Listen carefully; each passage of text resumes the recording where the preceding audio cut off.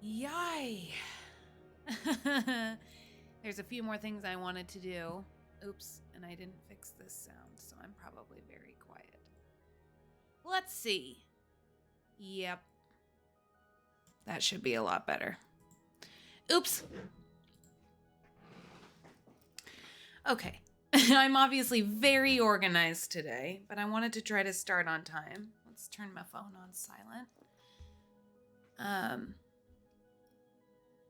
There was a couple of things I wanted to fix on Stream Elements before I got started, but I thought, you know what? I'm just going to start on time, and if I have time to sit and do that while I'm streaming, then great. If I don't, this is also fine. So I hope everybody's having a good day. I'm really happy to be here. It's been a great day. I'm doing my Discord announcements.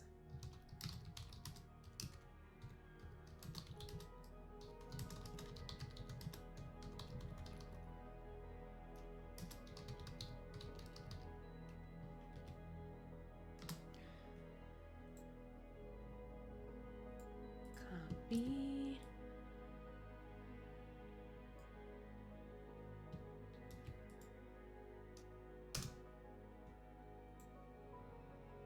Let's see.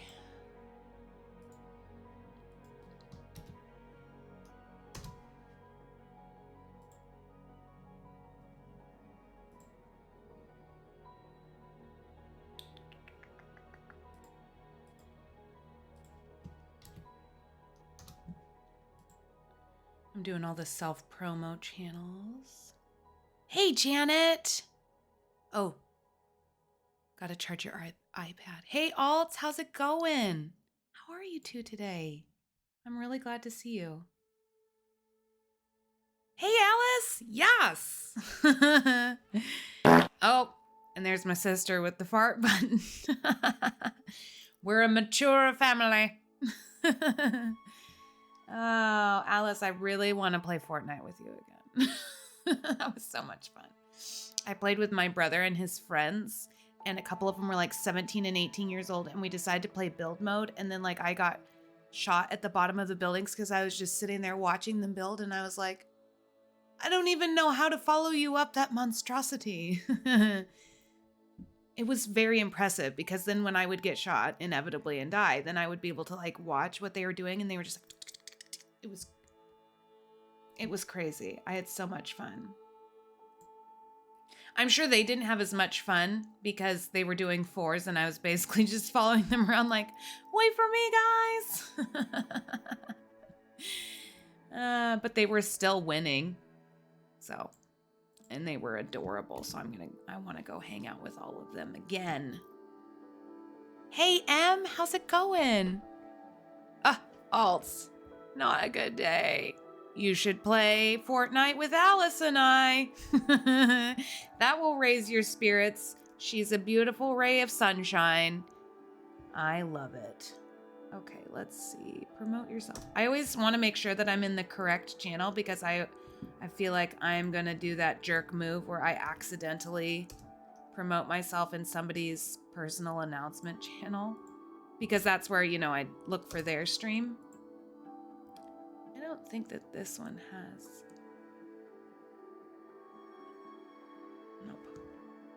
Nope. Neither does that one. I think that's enough of that. It's 1 a.m. Good heavens almighty. You haven't been in Fortnite, so you haven't added me yet. I think I could figure out how to add someone now, but I'm just Farm Fresh Jessie there. It's the same. It should make it easy to find. Is the music really loud? Hey Moss, how's it going? Glad to see you.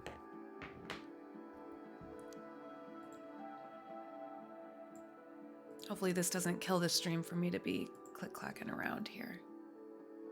I did some new settings, so we'll see. You found you a fancy new talent this week. Lesson plans for preschoolers. Welcome back, Janet. Maybe I'll just work on this later. Yeah. Because it's going to take all of my... Admiral. I'm so excited for tonight. I'm so excited. So Admiral's having another one of his interview nights, like what I did several weeks ago, but tonight it's Bill's turn.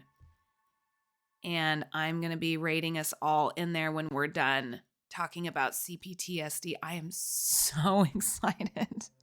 I think I'm more excited for Bill's than I was for mine. Because he has such cool stories. It's going to be so good. I'm so excited. I'm totally going to dork out and watch the whole thing. No pressure. Like basically whatever you two do, I'm going to love. How's it going, Smile Dog? So glad to see you. Thanks for coming. I'm so sorry you're having a shit day and you're not sleeping all. I'm so sorry. Makes me sad for you. You went to the ER today, Moss. You must have had a seizure and sleptwalked and fell because your head needed staples? Oh my gosh. So that's my day. LMAO. I don't know if I'm laughing my ass off. Your room looked like a crime scene, but you're better now. Well, yeah, head wounds just bleed like a son of a gun. Oh, I am so sorry. That's awful. Ugh. My heart goes out to you. Oh man. Oh man. That is no bueno. I don't know how people make it without sleep. I get real cranky. Nobody wants to be around me. Listen. I got a new necklace, but it doubles as a musical instrument. I don't know what that had to do with it. I think it's because I keep hearing it in my headphones. Sorry, that had nothing to do with anything, and it certainly did not match the level of seriousness of what you guys are talking about. 3 classes all on no sleep. Thank you. It's feathers. I went shopping, and then they had I don't know why shopping's like this, but it is. You always go necklace shopping, don't you, Admiral? You probably stand right in front of the necklaces at the clothing store and you're like, which one am I gonna get this time? Just kidding. I'm being an asshole. What else is new? I got it at Boot Barn. Okay, I felt like I was a step up because I didn't buy my clothes at the feed store. I actually went to Boot Barn. Okay? But I got a few tops. I didn't find any jeans I liked. When you had long hair, okay. But were they musical instruments? That's what I want to know. So, I'm going to be putting this new thing up. I did not get into my stream elements today. I had a lot to do today.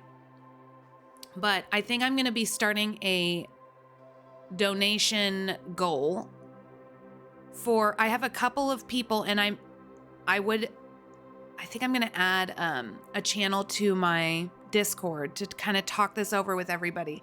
There's a couple people that really need services but are very low income, and the idea was brought to me to put a donation goal on my stream so that people can donate, so that some of these low income people that I've had some what are called discovery calls. Those are the free calls that you do, like when you go to sign up for coaching.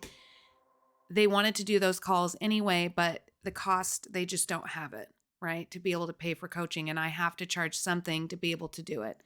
So what I'm going to do is set a donation goal in which I have already discounted the package, and it will get them 2 months worth of coaching. So I'm going to be posting that, hopefully by my next stream. I was going to have it today, but I didn't get there. But any donations that get done today will go into that. But I will put it at the lowest cost that I can, because I've got insurance costs and all kinds of things and horses to feed. But I'm going to be doing that kind of a running donation so that we can gift packages to people who are low income that seriously need the help. And we'll just see what happens. But I wanted to present that idea to all of you guys. You've been having a horrible pain deep in your chest and head lately. It's not good. How old are you, Smile Dog? if you don't mind me asking. If you don't want to answer that, you don't have to. Your current necklace you've been rocking is the one you got on your birthday. Ooh, I like it. Sending love to all of you. Hop off because you're tired and your phone died. But you're going to lurk. Thanks for hanging out and buffing the numbers. I do appreciate it. And after 7, we will be raiding out to Admiral's channel to check out the interview with Bill. I'll probably still show up after 7 because you know how I blather on, but I'll try to tie it up in a nice little bow. Hida, look, I got a new necklace. Listen. I had to play it for you because it doubles as a musical instrument, you know. I'm so glad you're here. You're such a great hype man. Thanks so much. You always make me feel like a princess lady. Hello, Melissa. It's great to see you. So much love to you. I'm so happy about tonight's subject. I was just so excited because I kind of center in on what I want to talk about, sometimes like the morning of or the evening before. And so when you were bringing it up, I was like, ooh, there's my confirmation. Ooh, so excited. Not that it's such a like light and uplifting topic, but you know, I still really like it. I like talking about it because there's a lot of people who don't know that they have cPTSD, and it can feel extremely hopeless because the flashbacks that survivors of cPTSD deal with are completely emotional and they don't always match the scenario that's in front of them. And it creates a lot of feelings of shame and a lot of feelings of being separate and different and not good.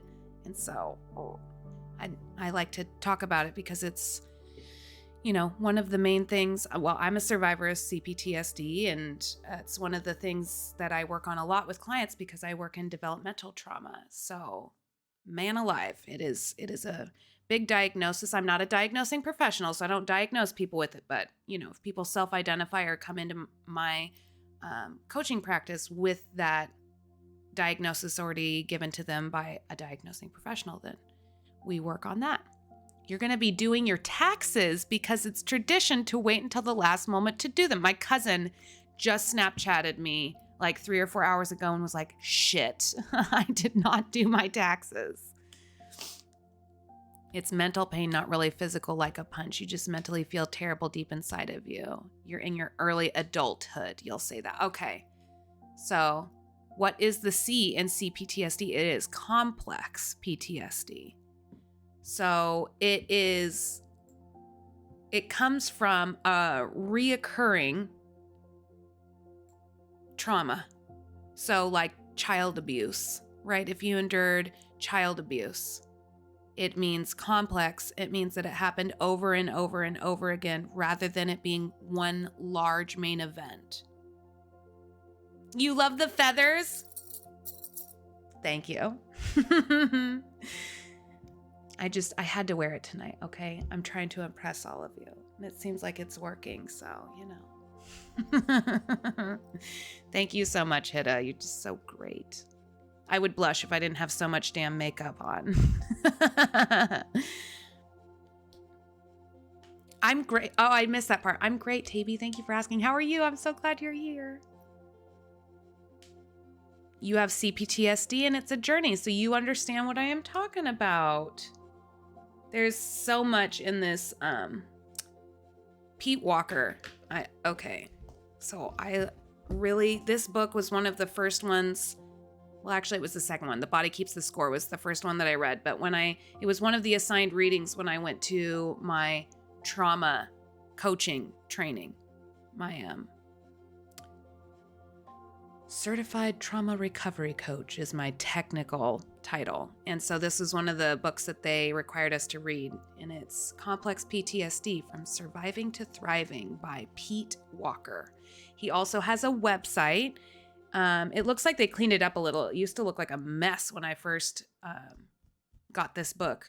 But he has several things of information. Hello, Lucky. Welcome to the channel. I'm so glad that you're here. We're going to be talking about cPTSD and managing emotional flashbacks today. I am curious, though, whenever I see a new chatter, what brings you to the channel and how did you find me? Because I want to do more of that. so happy that you're here. It's going to be a really good time. We're going to talk about this. And then when it gets closer to 7:15, we're going to go watch a really awesome interview of somebody really dear to me, even though I'm more of like an internet stalker of them. It's not like they're my close one-on-one friend, but it's a content creator, two content creators that I respect a lot and enjoy a lot and bring me a lot of joy. And so we're going to raid out after we're done talking about cPTSD to go hear this really beautiful, vulnerable story. So welcome. The Body Keeps the Score is the shiz. And it's probably a book I'll go over, but it's like pretty heady. So it's a little bit hard for people to follow. But there's many different things on Pete Walker's website to look at. One of my favorites is he has a managing emotional flashbacks section in his website that I really appreciate. I didn't see like the pretty printout one. I know that I saved it somewhere in my computer because I print it out and I give it to clients. Oh, the podcast. Oh, you met me on that podcast. You love mental healthy awareness and talks of improvement. I like mental healthy almost better.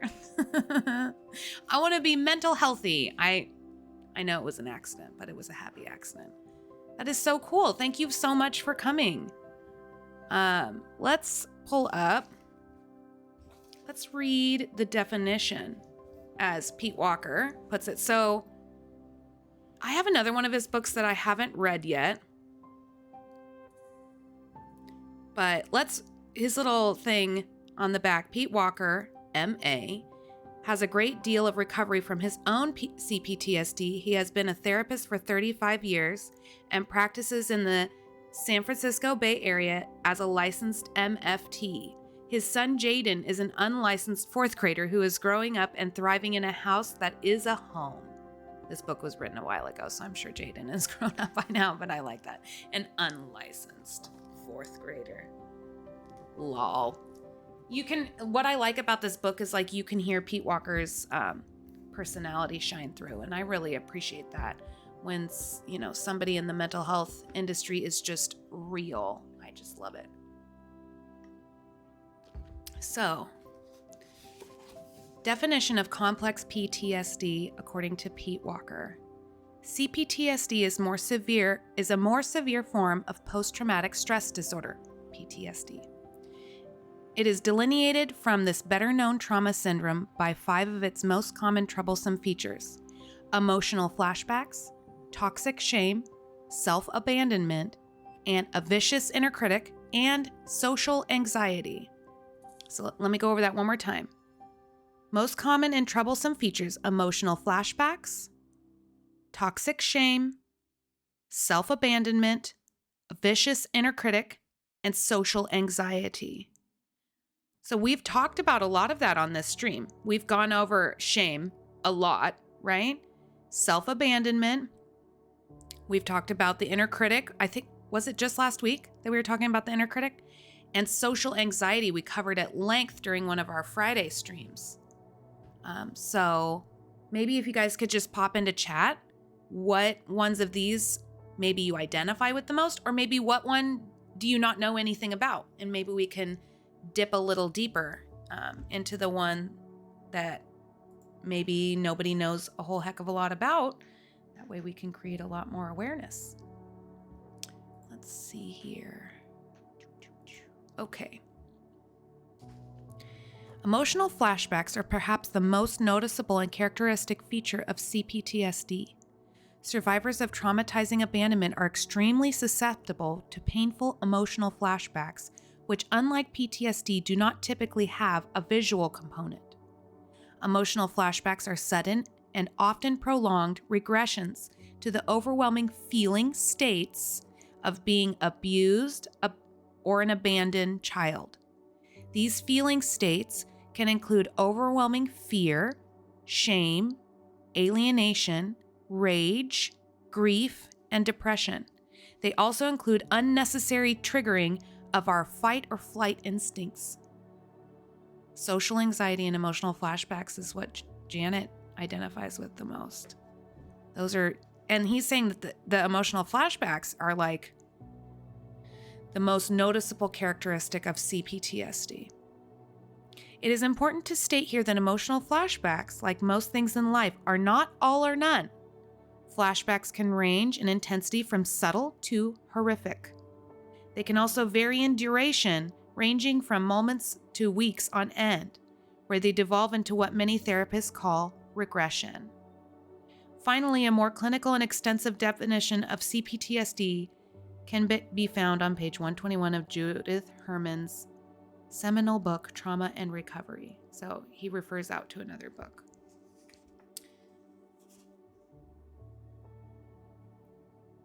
You can relate to flashbacks triggering unnecessary fight or flight. Yeah, and some of us can be stuck in a baseline of a survival instinct and not even know it.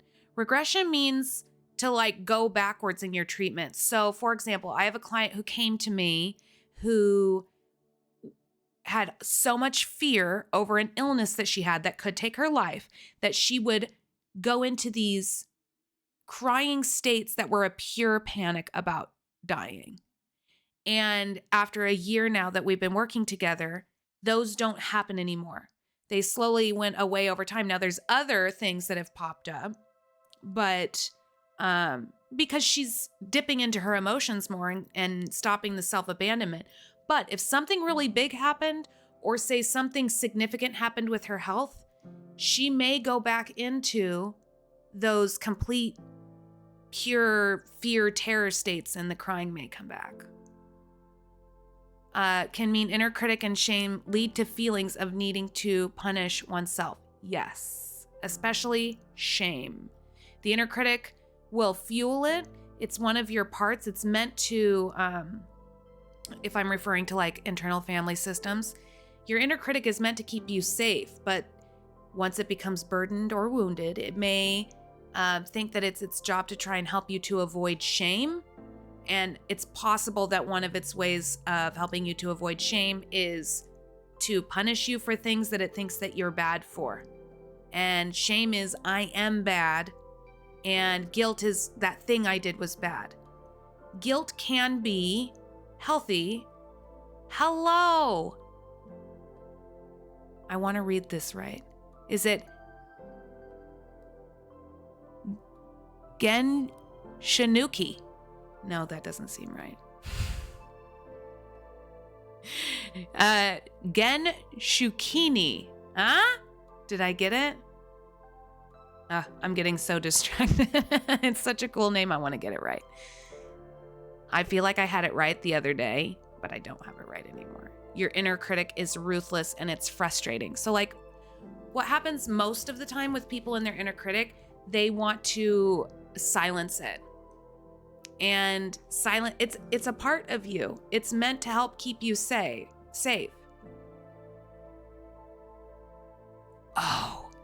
Did you changed your name? Is it Jen Shukini or Gen Shukini? You ask your critic why it feels that way. It's a cool, okay. This is why I'm like, I feel like I had this right at some point. I could just make it real easy and call you Lewis. That's called cheating. Oh, and you know, as I get to know your guys' first names, I still call you by your screen names when you're here for the most part, unless I have asked you.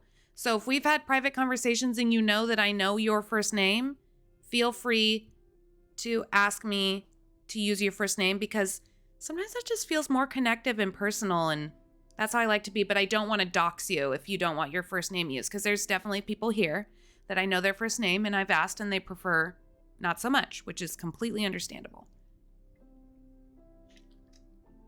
It's more helpful though if I've had like a face-to-face conversation with somebody. It's hard for me to remember everyone's name when it's more like our connection is through a stream. I don't know why. I think it's just because I get to know somebody personally. Uh-oh. It's gonna get wild now. Hello, Marshall. With a G like guy, or is it pronounced J like Jen? Your name is Ian, so I can call you that if I want. Well, okay. Yeah, I guess it says Ian right at the beginning, huh? You can be Ian, and then Mossy can be Moss. Thank you so much, Grizzy. I appreciate it. Grizzy's my birthday twin. How are you tonight? Are you so excited for Bill's stream? It's actually Admiral's stream, but we're calling it Bill's stream. Hey, look, there's the goat. Blah, blah, blah, blah, blah. I had to. Grizzy made me do it. I'm so excited. I shouldn't be, but I am so excited. I'm great. How are you, Marshall? We're talking about cPTSD. So let's read a bit more about an example of would you guys like to hear an example of an emotional flashback? Hello, Shelly. Nice to meet you. You got a recommendation. Sweet. Welcome. Thank you so much for coming. I'm Jessie. I'm a mental health coach, or technically a trauma recovery coach. And I also do equine assisted sessions with my clients out here at my farm, as well as online sessions. So pretty cool. Let's read about an example of an emotional flashback out of Pete Walker's book. This way we can kind of see if it sounds like us. Thank you so much, Shelly, for the follow. I really appreciate it a lot. Yeah, cPTSD, it is a condition of my heart. I am a survivor as well, and so it is very close to me. As I write this, I recall the first emotional flashback I was ever able to identify, although I did not identify it until about 10 years after it occurred. At the time of the event, I was living with my first serious partner. I'm going to pause chat so I don't miss it. At the time of the event, I was living with my first serious partner. The honeymoon phase of our relationship came to a screeching halt when she unexpectedly started yelling at me for something I no longer recall. Like what I do most vividly recall is how the yelling felt. It felt like a fierce hot wind. I felt like I was being blown away, like my insides were being blown out, as a flame on a candle is blown out. Later, when I first heard about auras, I flashed back to this and felt like my aura had been completely stripped from me. Welcome. Thank you so much to the first time chatter. The Wataway. I like it. Did I say that right? Watenway. Yeah. Welcome. I always wonder, what brings you here and how'd you find the channel? I really appreciate you coming. We're talking about cPTSD. It's close enough. I'm not the best. I will admit. At the time itself, I also felt completely disoriented, unable to speak, respond, or even think. I felt terrified, shaky, and very little. Somehow I finally managed to totter to the door and get out of the house, where I eventually slowly pulled myself together. As I said earlier, it took me 10 years to figure out that this confusing and disturbing phenomenon was an intense emotional flashback. Some years later, I came to understand the nature of this type of regression. I realized it was a flashback to the hundreds of times my mother, in full homicidal visage, blasted me with her rage into terror, shame, dissociation, and helplessness. cPTSD is complex PTSD, which is very similar to PTSD, but it is caused from chronic events, things that happen over and over again. Yeah, isn't that? So that example reminds you. So cPTSD has some features: emotional flashbacks, toxic shame, self-abandonment, a vicious inner critic, and social anxiety. Yeah. So the freezing in your brain shutting down is a survival mechanism, right? That's when our brain feels like our brain as an organ decides that we are in danger enough that it needs to put us into one of the survival modes. But the emotions, when they don't always match what's in front of you, you may be experiencing emotions from situations that happened multiple times as a child. Multiple times.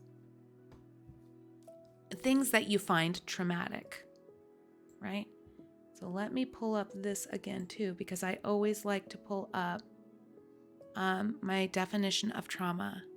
you don't mind sharing that you have childhood cPTSD, and everything you are talking about is so important. Welcome, first-time chatter. Oh, I'm loving all the new people that we've got going on. Thank you so much. I will ask you as well, what brings you here? You here to learn about cPTSD? And how did you learn about the stream? How'd you find me? Because I'm going to keep doing that. Let me see. I have this amazing definition of trauma that I love to revisit. Some of you regulars have heard it many times, but trauma is when it happens chronically, especially in our formative years, we can develop cPTSD or complex PTSD. Let me double check the chat.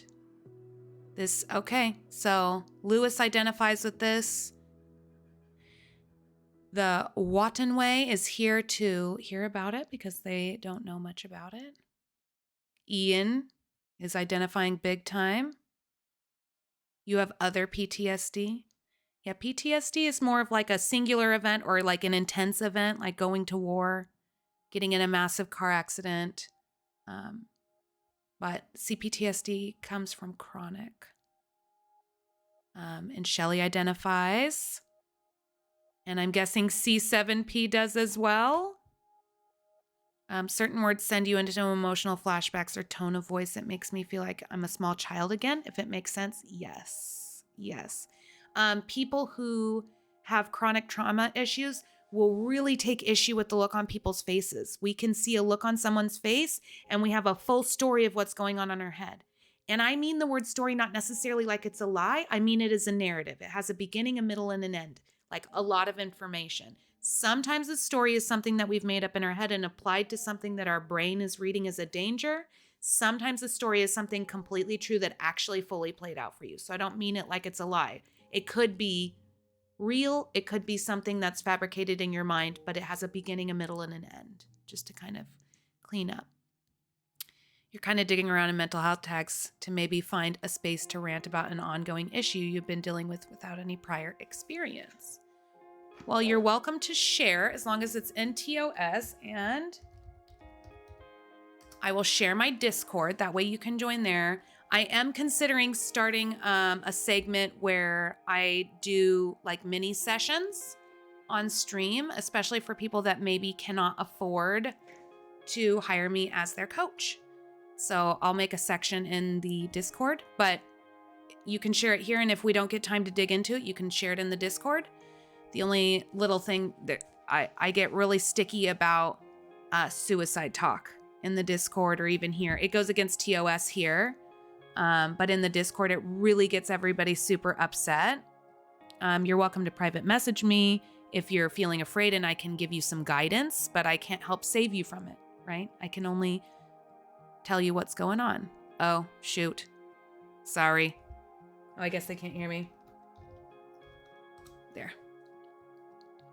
The way you would describe constant trauma and vicious inner critic as a part of what you refer to as the machinery of torment. That is a very artistic way of putting it.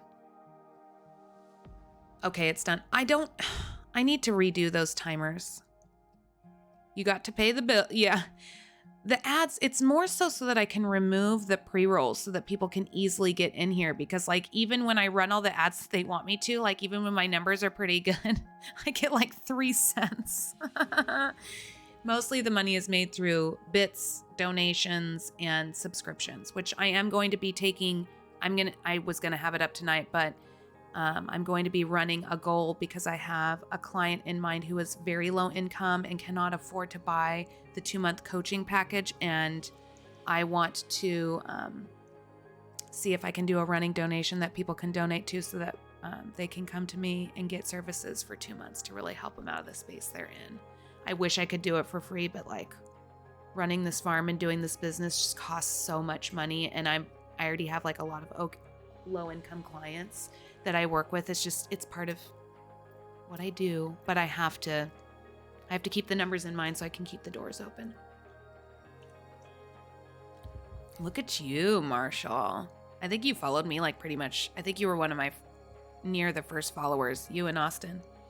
Okay, let's read about the definition of trauma. I'm not going to go quite as deep into it as I have in times past, but I'll read these two sections. So this is what trauma is, and this is what happens over and over again that creates complex PTSD, okay? Trauma is about the individual's capacity to cope with the event and impact of and frequencies of occurrences based on a scope of personal resilience, emotionally, mentally, physically, and spiritually. So that's meaning if any of those areas are really torn down, that means trauma can slip in there even more easily. And it doesn't, like, we can't get into comparative trauma, right? When we say, oh, someone else had it way worse than I did. Oh, I can feel, my allergies are so bad. My eye is red, but it's just allergies. Two people can observe the same thing, but if they're in a different space mentally, emotionally, or any of these things, one person can store it in their body as trauma and one person is able to express it and move through it. So it's not that one person is good or one person is bad. It's just a way something enters our body. It also doesn't mean that because this other person over here has experienced something worse from our perspective, that they feel trauma worse in their bodies than we do. Comparative trauma, it doesn't work that way. If the person receiving trauma is a child, it is dependent on caregiver interaction, attachment, and if there are any safe caregivers. So a child's brain is not fully developed enough to be able to process this. So it all comes down to their need cycle being fulfilled and them feeling safe with their caretakers. So if that child doesn't have safe caregivers and is not getting their needs met, they're going to store a lot of trauma, cPTSD. Trauma traps emotions somatically in the body. And that means it traps the feelings inside your body, whether you're actually like tangibly feeling them or not, it traps them in there, which is where some of these flashbacks can come from. Your message was too long. Oh no. Did it deleted it? Oh, I hate when that happens. Trauma traps emotions somatically in the body, and it is vital to address all the after effects of psychological, biological, emotional, and relational harm. So when this gets trapped in our body, this is why there's so many different kinds of therapy and coaching, because we need to address all of the areas that it has affected us, not just one. I'm so sorry. That sucks. Yeah, so either say it again or put it into the Discord, because I don't think Discord has a limit like this does, because I do want to hear it. So there's 3 criteria that trauma, that it's a little simpler than what we just read. A circumstance or event is traumatic to an individual if it meets the following 3 criteria. The individual feels they are powerless to control the circumstance or event. The circumstance or event is either intensely frightening to the individual and or is perceived as a moral injury. And I'll explain what that is in a second. Or 3, the circumstance or event changes the individual's belief about themselves, the world, and their interactions in the world. Thank you so much for the raid, Misha. Nice to meet you. Welcome. Thank you. That's so nice of you. Did you have a good stream? Oh, Grizzy brought you. Any friend of Grizzy's is a friend of mine. Hello. I'm guessing you know the whole Babe Squad. They're famous, you know. Thank you so much for the follow. I really appreciate it. We're talking about cPTSD and trauma and kind of fitting this whole puzzle together. So moral injuries are defined as events that deeply violate an individual's moral values, particularly around values surrounding welfare, justice, rights, and fairness. The worldview has changed for the negative. Well, and 2, here's another thing. Some people don't even know that their worldview is, I don't want to say wrong, but skewed, because maybe they never had a chance to see it any other way. And it's not, and it's not until they become an adult and maybe they step outside of the environment that they're in, or even step outside of their community, to realize like, oh, this isn't just life and how everybody sees it, right? So some of it has started so young that people don't know that it can be any other way. That one hits me right in the guts. That's the one that gets me. So that is trauma. It's hard to see it different. It is hard. It's hard to see ourselves different. This is what brings us to those 4 lies. I like to call it untrue core beliefs. The way I've heard it explained to me is the 3 lies and the dark guard that keeps the lies in place. The 3 lies that trauma has taught us. And it's you should be ashamed, it's your fault, and you are not good, or you're not worthy, or you're bad. Those are all interchangeable.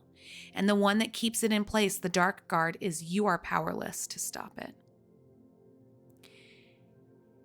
And I actually had a debate today on whether that calling them untrue core beliefs was right or not, but like, I think it's a hill I'm going to die on. That I do view them as, some people see them as untrue core beliefs because some of it has happened so early that it has been adopted as a core belief. And sometimes as a coach, if I start doing what I call counter conditioning, like when I hear these certain judgment words coming up a lot, or if I hear specifically, I'm bad and let me tell you why, if I try to counter that too early, I feel like it hurts the trust between me and the client, right? Because to them, it is a core belief that they have about themselves. And if I can't see that, then there's something wrong with me, or I'm not telling them the truth, is usually the reaction that I get. To be honest, I don't have cPTSD to your knowledge. You felt very powerless 2 years ago, and that was due to depression you didn't take care of. Now, 2 years later, you're still unstable and not as extreme as it was before, but not as extreme as it was before. You were told that your feelings were irrelevant, no matter how bad the event. So I believe that a lot and am recalibrating. So see, when a message is given to you over and over and over, I can see that my stream is still skipping around. Hopefully it's not terrible. I'm trying to fix some of the settings in my stream because there's things that are not happening on my little sad laptop that are happening here on my computer. So I know it's just some settings I need to change, but I don't know exactly what those are. Hey, Joanne, how you doing? It's so great to see you. It's been a while. I haven't been watching as much Twitch lately, but I do see you on streaming, singing your beautiful music. How have you been? I'm so happy you're here. We're talking about cPTSD and managing emotional flashbacks. Oh, it's a good topic for you right now. Okay. Yay, let's party in the cPTSD survivor party. Boda. Oh, Boda, I'm so glad you're here. I love it when Buddha comes here. I like saying your name. Buddha, Buddha, Buddha. Hello. How are you? I'm so glad you're here. Are you so excited for the interview tonight? I'm so excited. I don't know why I'm whispering. I'm whispering so I don't yell in your guys' ears. Thank you so much, Buddha. I appreciate your support so much. You're great. Today is your birthday. Happy birthday, Joanne. Oh, I'm so glad you're here. You're finally 21. It's such an exciting time in a young woman's life.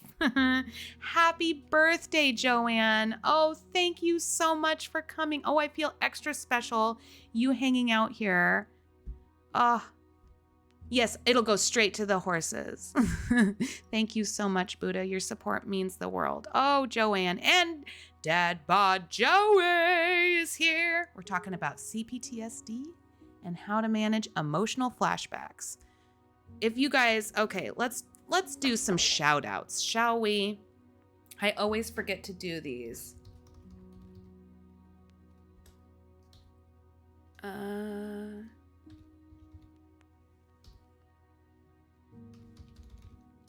We'll start with the first one. Did I do that right? I did not.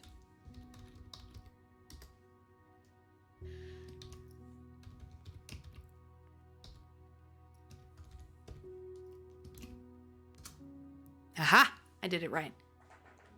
Join us in following the birthday girl herself. I'm going to do a few more shout outs. Thank you so much for coming, Joanne.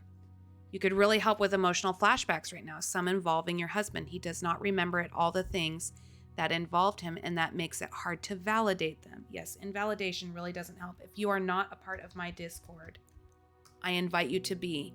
That way, to have that that continued support. I'm going to allow that to run out, and then I'm going to do some more flashbacks. So great to see you, Joey. He's doing a totally cool workout thing. What was I really liked the sentence you came up with for the new channel you were going to add, like happy mind, happy body. I don't know. I just liked the vibes of it and how it wasn't shaming. You know me and shame. I'm all about it. Shutting it down. Yes, Joanne plays wonderful music that is just feel good. She has a feel good channel and it's wonderful and full of light and I just love it.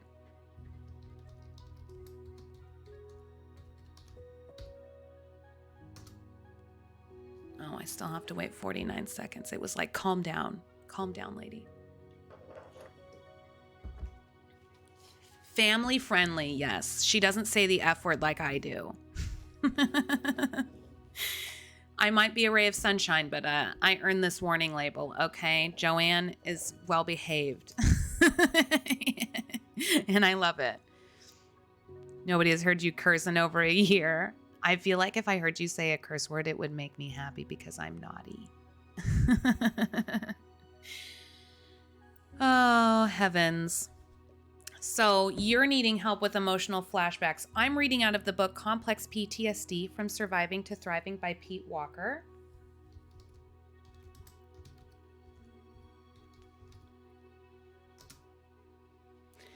Dad Bod Joey is just a really good time. So we're going to give him a shout out too. We'll give Buddha a shout out here soon because Buddha streams as well. And Buddha, you're so supportive and so kind to me. I can't tell you how much I appreciate it.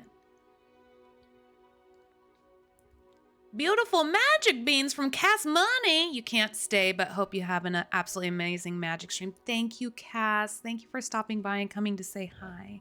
I really appreciate your support and your kind words. Thank you so much. Okay, let's talk about lots of love to you too. So sweet. You would like to share that your memories were blocked until recently and you were living with emotional flashbacks but didn't know why. That is extremely common, right? Because your brain will try to keep you safe. Marshall. Emotional flashbacks don't necessarily need a memory to fuel them. That's my favorite one of mine that I made. The little emotes. Lewis found the favorite button. Toxic shame. Let's see. Explored enlighteningly by John Bradshaw in Healing the Shame That Binds, obliterates a cPTSD survivor's self-esteem with an overwhelming sense that, and he interchanges he and she a lot in this book. He just changes it all around. With an overwhelming sense that he is loathsome, ugly, stupid, or fatally flawed. Overwhelming self-disdain is typically a flashback to the way he felt when suffering the contempt and visual skewering of his traumatic parent. Toxic shame can also be created by constant parental neglect and rejection. Early in my career, I worked with David, a handsome, intelligent man who was a professional actor. One day, David came to see me after an unsuccessful audition. Beside himself, he burst out, "I never let on to anyone, but I know that I'm really very ugly. It is so stupid that I'm trying to be an actor when I'm so painful to look at." I will never forget how shocked and disbelieving I felt at first, that such a handsome person could feel ugly. But further exploration brought me to understanding. David's childhood was characterized by a broad spectrum abuse and neglect. He was the last and unwanted child of a large family, and his alcoholic father repeatedly attacked and looked at him with disgust. To make matters worse, his family imitated his father and frequently humiliated him with heavy doses of contempt. His older brother's favorite jibe, I can read, accompanied by a nuanced grimace, was, I can't stand the sight of you. You make me want to vomit. So think about it when it comes with the face, that seals in your mind that anytime anybody makes a face, even if they just smell something yucky and they go, it'll bring back that emotional flashback. And you may even get in an argument with that person or dislike that person, or they come up to you as dangerous, but really like you can think, oh, I just don't like them. They annoy me. You find that too for a long time. Your memories were blocked. Once in a while you forget and then it comes back. You started feeling really insecure. Quit reading my journal. I swear I'm reading this book. It's Pete Walker's fault, okay? It's not even my book. Is there an emote for insecure? For a team, we should feel confident. Well, I wonder sometimes if I have been affected by the traumas my parents had when they grew up in ways I don't know. Yes, it's called generational trauma. And yes, there's many ways that we soak that trauma up. One of which is when we are in utero, in our mommy's tummy. We are affected. We actually are affected when our mothers are in our grandmothers, because females form their eggs at 5 months old in utero. So any of the stress, anything that happened to your grandmother from 5 months and beyond in her pregnancy happened to you as an egg. Isn't that crazy? Isn't that wild? Some of this information can be very overwhelming. One of the thoughts that I had when I started to learn some of this stuff is like, how am I ever going to shift or fix myself if this was happening to me in utero? Thank you so much for the follow. I really appreciate the support a lot. But brains are moldable. They're moldable our entire lives. Yes, when we're tiny little children, it works very fast and our neurons move around all over the place really fast. But like also we're 2 and we're acting like a crackhead, right? So as an adult, yes, it moves a bit slower and we have to be a bit more intentional and we have to turn it into a practice because it's not what we're used to. But our brains are malleable. They're changeable. A word they use is plastic, but I don't like that word because plastic is hard. So I like moldable. It makes me think of a fresh ball of clay before you make it into something beautiful. Your internet went out forever, but you're back now. Welcome back, buddy. Because your mom once told me she was made to feel a lot of shame as a child. Yes. And then parents will inadvertently pass their shame onto us because it's their worldview was through shame. And I think it was even more common when we were kids to parent us with shame. Hello, Mohammed. Thank you so much for coming. I like to ask everyone who's new, what brings you to the channel and how did you find the channel? Welcome. I'm so glad that you're here. Thank you so much for the support. So that is toxic shame. Shame is a big subject that I cover a lot. Shame is I am bad. Hello, Caleb. I'm so happy to see you. I'm talking about cPTSD and emotional flashbacks. So of course I've got to cover definition of trauma. What up, Nugmaster? How you doing? You got in a little bit of trouble for me today, but I appreciated it. I'm so glad everyone is here. Thank you so much. Recommended by Twitch and you needed someone to chat just in case you got a mental problem. Well, since we've got a lot of new people, I've put it up a few times. I'll put up my Discord. You're welcome to join my Discord. The only thing I don't really like is posting about suicide and harming self and others directly in the general chat because it's just not very friendly and there's a lot of people in there that have mental health struggles and it gets everybody really upset. I know it wasn't your intention. What you said was completely fine. We were having a conversation. I'm just poking fun. And you know, I like to pick on Jim. It's like my job description. Oh, you're back. Welcome back. I hope getting dinner ready was great. Is there any other place to talk besides Discord? You can whisper me if you want to. You're welcome to whisper me on Twitch. I'm trying to think of any. Yeah, because you don't want to download Discord. Yeah, Jim rated me in and I was like, who is this wonderful ray of sunshine horse lady? We must be friends. Yeah, we can definitely, you go ahead and shoot me a whisper and like, you know, maybe we can find another way to connect if you would like to chat. I'd be happy to like privately give you my email as long as you don't pass it around. Not that I would mind most people having my information. It's just I get some really funky messages sometimes. You know what I'm saying? You know what I'm saying? Just asking, someone posted something about that in chat before. That's why the thing is up. Oh, did you see in my general how I kind of addressed it? Yes, they did. It made me feel really sad, because it seemed like a very sweet individual that was having a hard day, and I don't like to invalidate or shut that kind of conversation down because it comes from a lot of pain. But it was getting everybody else really involved, and I know professionally what needs to happen, and sometimes I gotta be tough love mama. Discord doesn't work for your device. Oh, I get it. I totally get it. Well, you're welcome to, whisper and hang out. I do quite a few streams. Sometimes I'm out in my horse barn and sometimes I'm here. You do have a therapist, but it would help to have some others to talk to sometimes if you're having a bad day too. Yeah. I've got people who want to see me regularly as a coach and work through some of this stuff because coaching and therapy is different. So if that's the kind of support that you're looking for, I can give you my website and you can kind of look at that. Or messaging back and forth, having my email saying, hey, send me a picture of a horse. What's up? Hello. You don't have a therapist. Listen, Caleb, you need a coach. Did it work?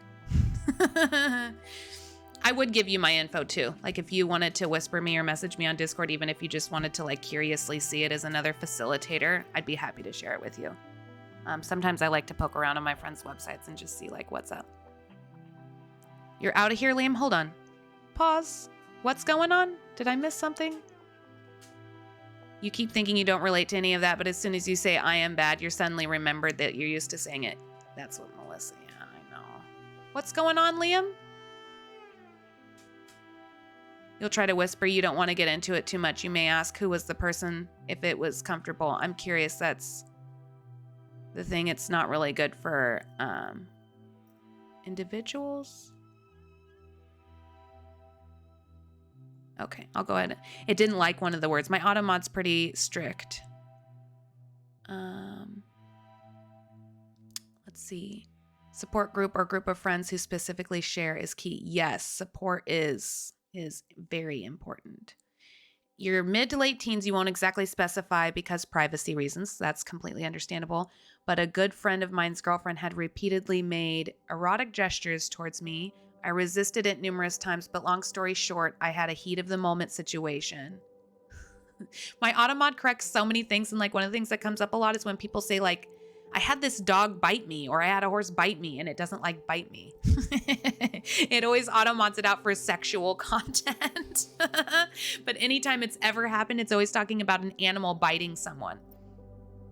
You despise yourself for it. She repeatedly said what she did was normal. He didn't have to know. See, Buddha? You told her that either she tells him or I will. She insisted to him that she would rather be honest than lie to him, even though I told her to tell him. So she flipped it all around on you. I don't think I like her.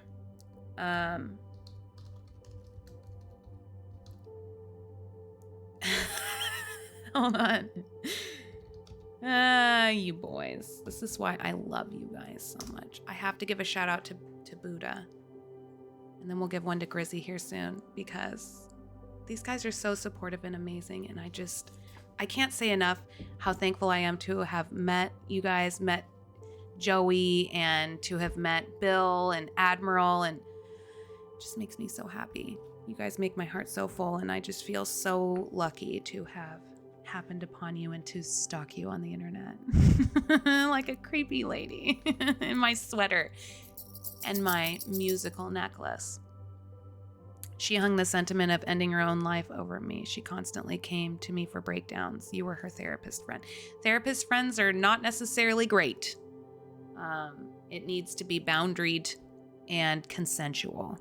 Otherwise, it can be real bad. So let's see. Let's go over this last little bit of list of common cPTSD. symptoms. And then let's talk about how to manage emotional flashbacks. And I will put up a link, even though I don't love links, but I'll put up a link in chat here and I'll put it up in my Discord, a link to Pete Walker's website, because there's a few other things about shrinking the inner critic and some really cool stuff on his website. So a list of common cPTSD symptoms are emotional flashbacks, tyrannical inner critic or outer critic, toxic shame, self-abandonment. That one always gets people crying when we talk about it. Social anxiety, abject feelings of loneliness and abandonment, fragile self-esteem, attachment disorder, developmental arrests, relationship difficulties, radical mood vacillation, meaning like you can shift moods really fast, really deeply, dissociation via distracting activities or mental processes. So meaning you keep yourself so busy that you don't think or feel anything, or you daydream, or you check out. That's what that means. Hair trigger fight or flight response, oversensitivity to stressful situations, and suicidal ideation. Let's see. She hung the okay. She told me that if I left her, then she would lose everything she has and her life, etc. And so I was so scared to tell her to go away. She basically flipped it around on me to save her relationship. Bullshit relationship teen drama, but it's taxing. I don't think that it's bullshit. I think that it can be really upsetting and scary. So I guess I just want to validate you that that is not just bullshit teen drama. Yeah, that is manipulative. I second, third, and fourth that Melissa can't be right enough. That is big kid fighting games right there. Okay? That's not just bullshit. You are reacting for a reason because it's really not good. That's a thing that you do. I like to keep yourself busy a lot. It's been a thing lately. Hard for me to stop doing something. Once I stop, I don't know why I can't stop. So it is, you've heard of fight, flight, freeze, or fawn, right? Those 4 survivals are the 4 F's of survival. And we all do all of them to some degree or another. But like, I'm a flight person. I've turned it to be more healthy, and I'm constantly having to look inside to be like, am I feeling anxious? That's why I need to move around a lot. Or am I enjoying what I'm doing? I need to stop and rest and check into my body. But one of the ways of doing it is keeping ourselves so busy and so engaged that we don't dip into the sensations in our body.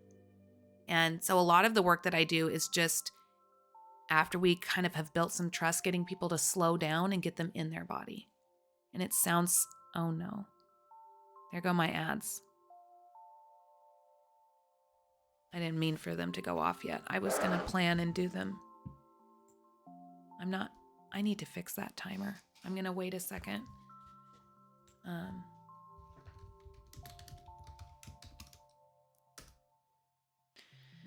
Your daydream is a big thing, kind of an escape, like buying scratch-offs and holding off scratching them just to think about winning and think about having superpowers. Yeah, stuck in ads. I think if you get that, I'll wait a second before I dip into I was going to run them myself and give a warning because I still had like 10 minutes. I still had 10 minutes of ads. I think it should have only been 30 seconds, but I was going to run them in like 5 minutes, but I was going to plan it so that I could tell you guys what was up so that everybody could get up and like take a pee break, right? Rub it in. Yeah, I just subbed all the channels that I hang out in regularly because I hate them. Okay, so managing cPTSD, emotional flashbacks, is mostly realizing that we're even in them, right? And kind of talking ourselves through them. So that's the shrinking inner critic. I know that I say don't do this in my chat, but I'm going to break my own rule and give this to you guys. And I will post it. Where do I want to put it?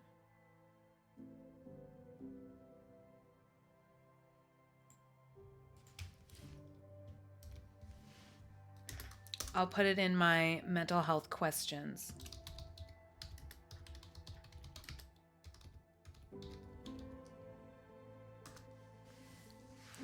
tab. That way you guys can have it.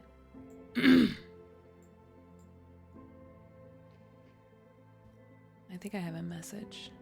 Oh no, it's just an announcement. Okay. You have your ads turned off on your channel, but I think people get them coming in. Yeah. So what I try to do is I just run them for 3 minutes so we can all take a break. And then, so I also will get up and like move around, and then it allows the pre-rolls to stay off. And for a mental health channel, it's just easier because people need to come in and kind of see what I'm talking about. So I think it helps to keep my numbers up if I keep those down and out of the way. But it's just what works better for me. Anytime someone I know has a relationship trouble for some reason, they turn to me for advice, even when I'm not good with relationship advice. I told my friend who asked me for advice to ask someone who's actually good with advice on that kind of shit. She also said, you made me fall in love with you. And it's like, oh, the girl. Ugh. Trauma drama right there.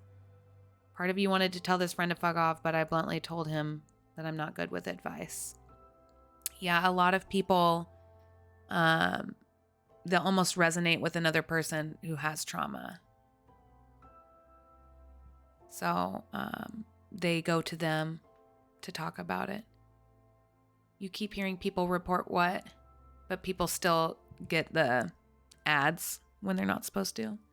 Well, let's read through this list, and then I may run some actual ads, and we'll take like an actual little break, but we'll see.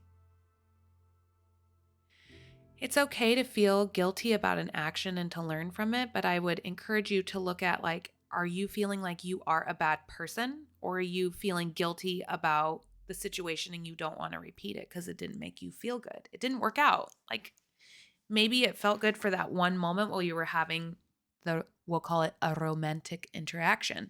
But other than that, like the second it was over, it was like, ah, fuck. And it hasn't felt good since, right? So, okay.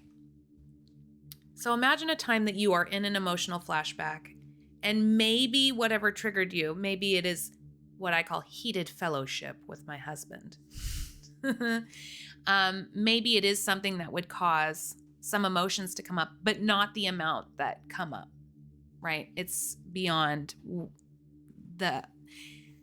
what I'm feeling inside is much bigger and beyond what's actually happening. That you don't know why you're keeping yourself busy. Oh, okay. That's so much trouble stopping yourself. Okay. That's what that makes more sense than the commercials thing. So that is being stuck in flight mode, that one, which I can identify with a lot. Now, I do enjoy being a busy person, and through doing parts work with myself, I am learning how that involved part of me was burdened and went beyond what actually comes naturally to me and pushing it way too far. But then I also do enjoy it. Like now I've shifted my life so that I own a horse farm and I'm busy, but I'm busy in nature. I'm busy with creatures that resonate deeply with me and bring a lot of fullness to my life and a lot of regulation to my mind and body. And I'm able to live in my natural state. So there are things about that busyness that are truly you and something you enjoy. It's just when our worldview has been this one way our whole lives, it's hard to peel that apart. You started hyperventilating and ended up fainting and hitting your head against the wall. It was a very physical reaction. That's pretty normal for me. So yeah, that can be a part of this. And so when we start experiencing these emotions, the first step is becoming aware and not judging ourselves for how long we were not aware, because the judgment is an inner critic and it is a form of control, and we want connection. All healing is connection through relationship with self and relationship with others. Our relationships with others is the vehicle for healing, which is why professional relationships like the ones between clients and their coach can be so important. A client-therapist relationship is different than a client-coach relationship. I, as a coach, am able to be a little closer with my clients, right? Whereas with therapists, they need to have more separation. And there are reasons for that. It's not that therapists are jerks and that coaches should be living in your house and be your best friend, right? but I'm able to cross those boundaries a bit more because the things that I work in is just a different scope of practice. And I'm very clear about where those lines are, right? But it's in that relationship that people are able to start healing.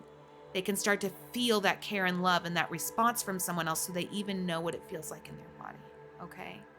I got off on a tangent there a little bit.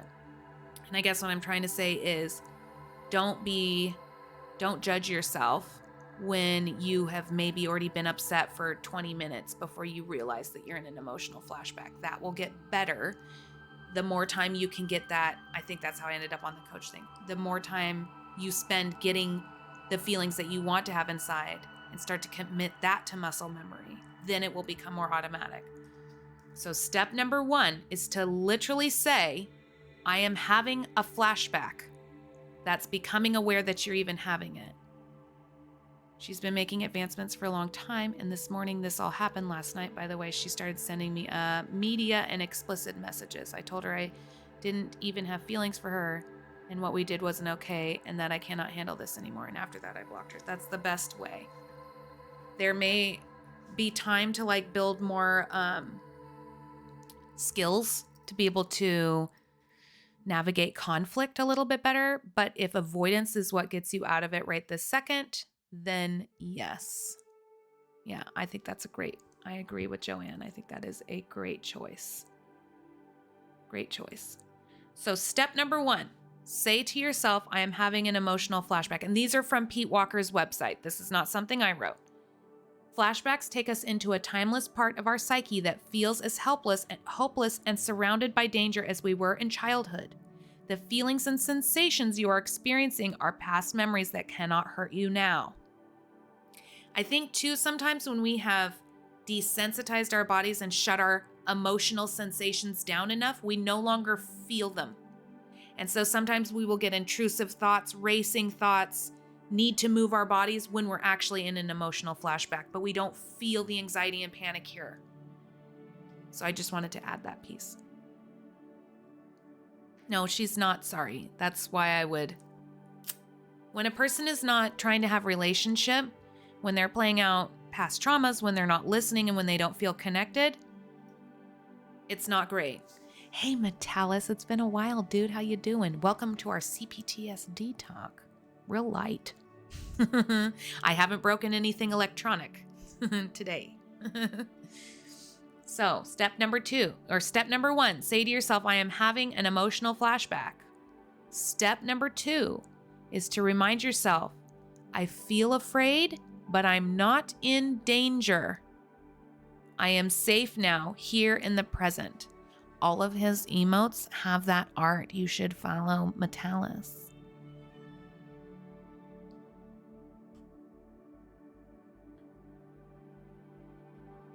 Then I owe a shout out.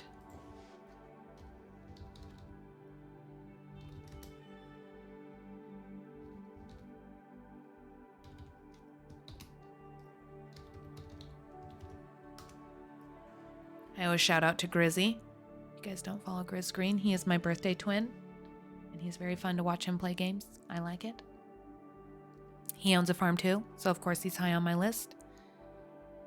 You kick yourself for getting upset over this because you've gone through hell and back. It feels minuscule, but so exhausting. It's not minuscule.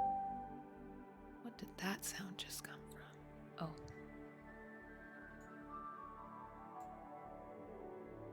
That came from my coaching association. Sorry, I'll shut it off if it keeps going, but I want to have it open just in case a student messages me.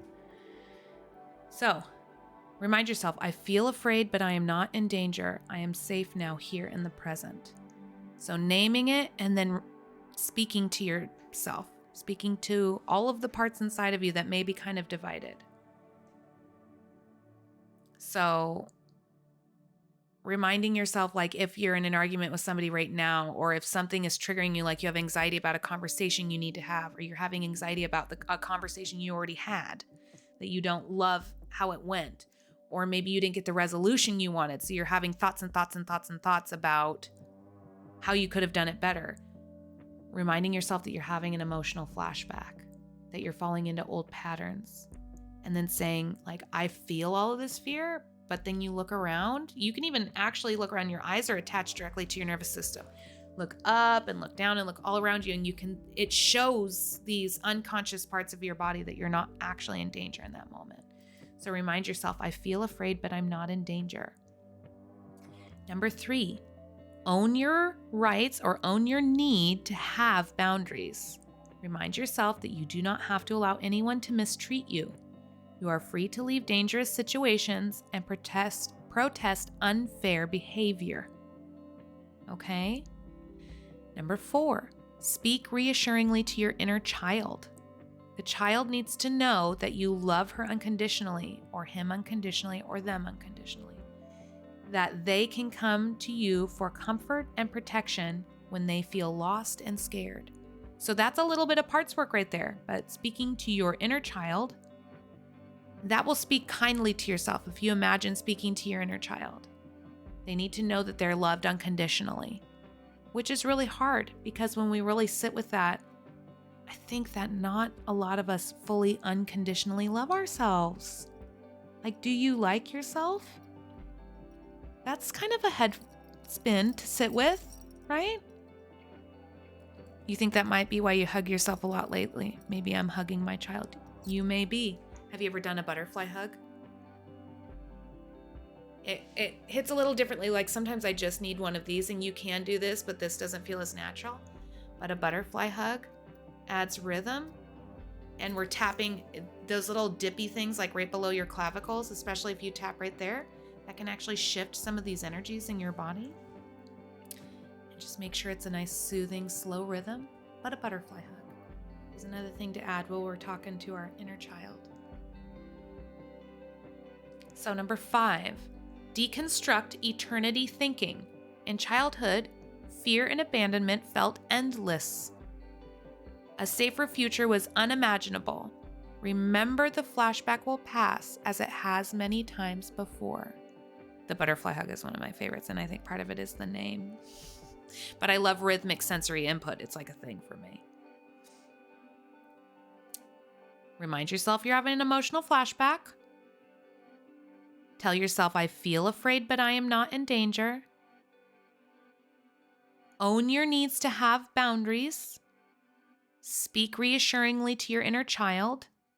And deconstruct eternity thinking, reminding yourself this isn't going to happen forever, and that it felt that way when you were a child, but that doesn't have to be true now.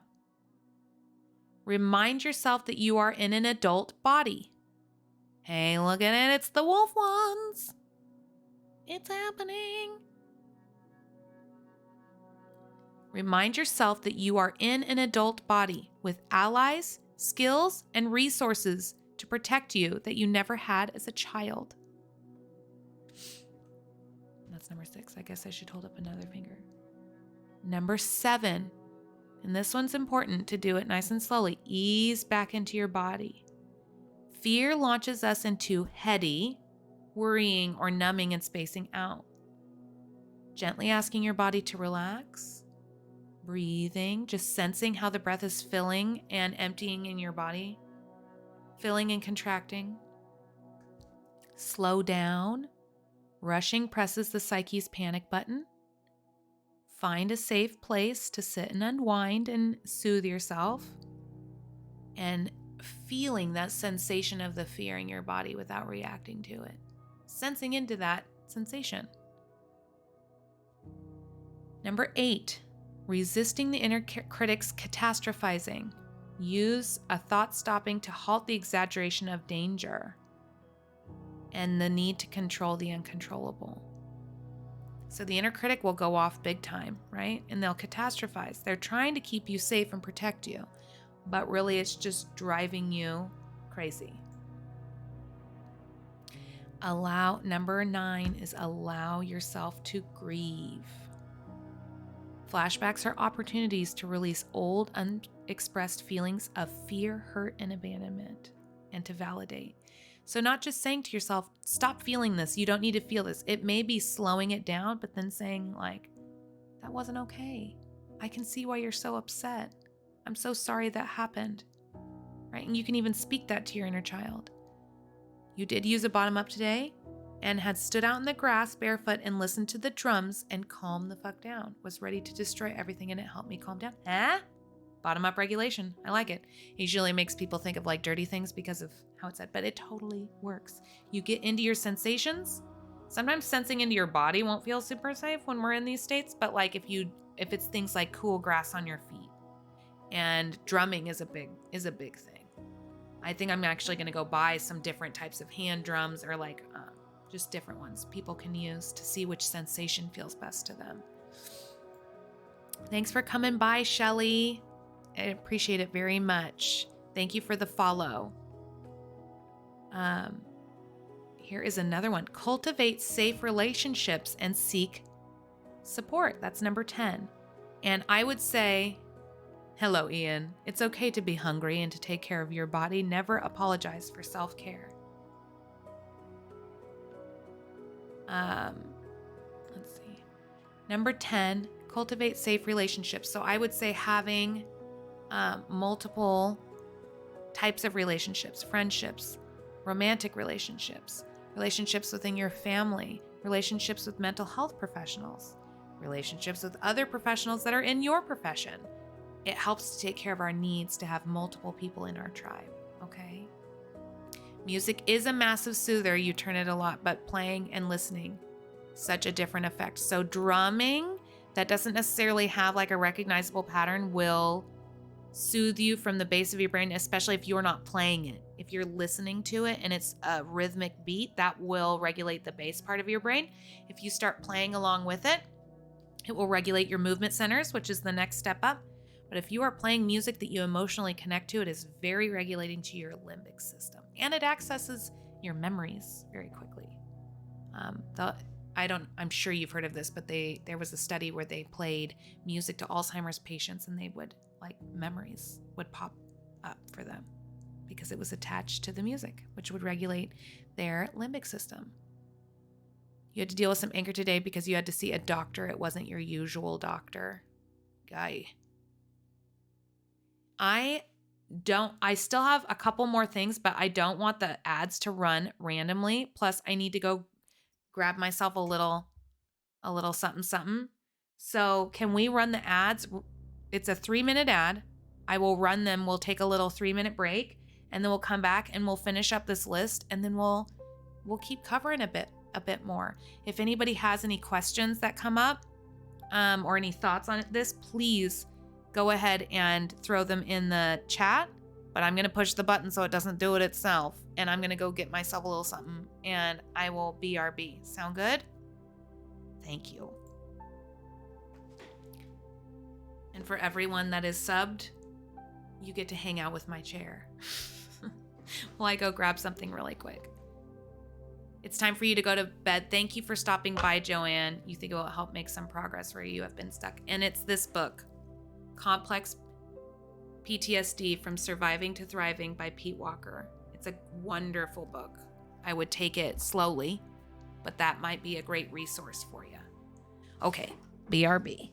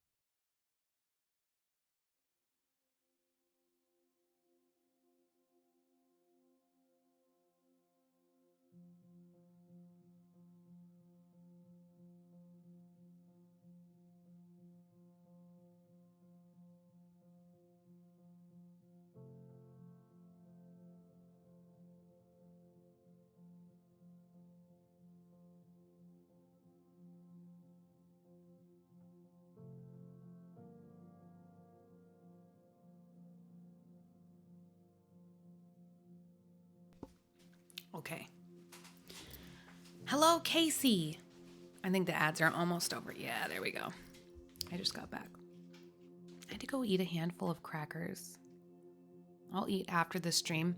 But when you get to that point of starving that you're like, I'm going to start getting stupid.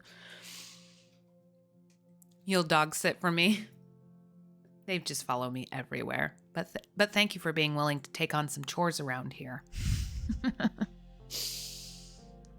It is the time that Carly's like, hello, this is the Carly stream.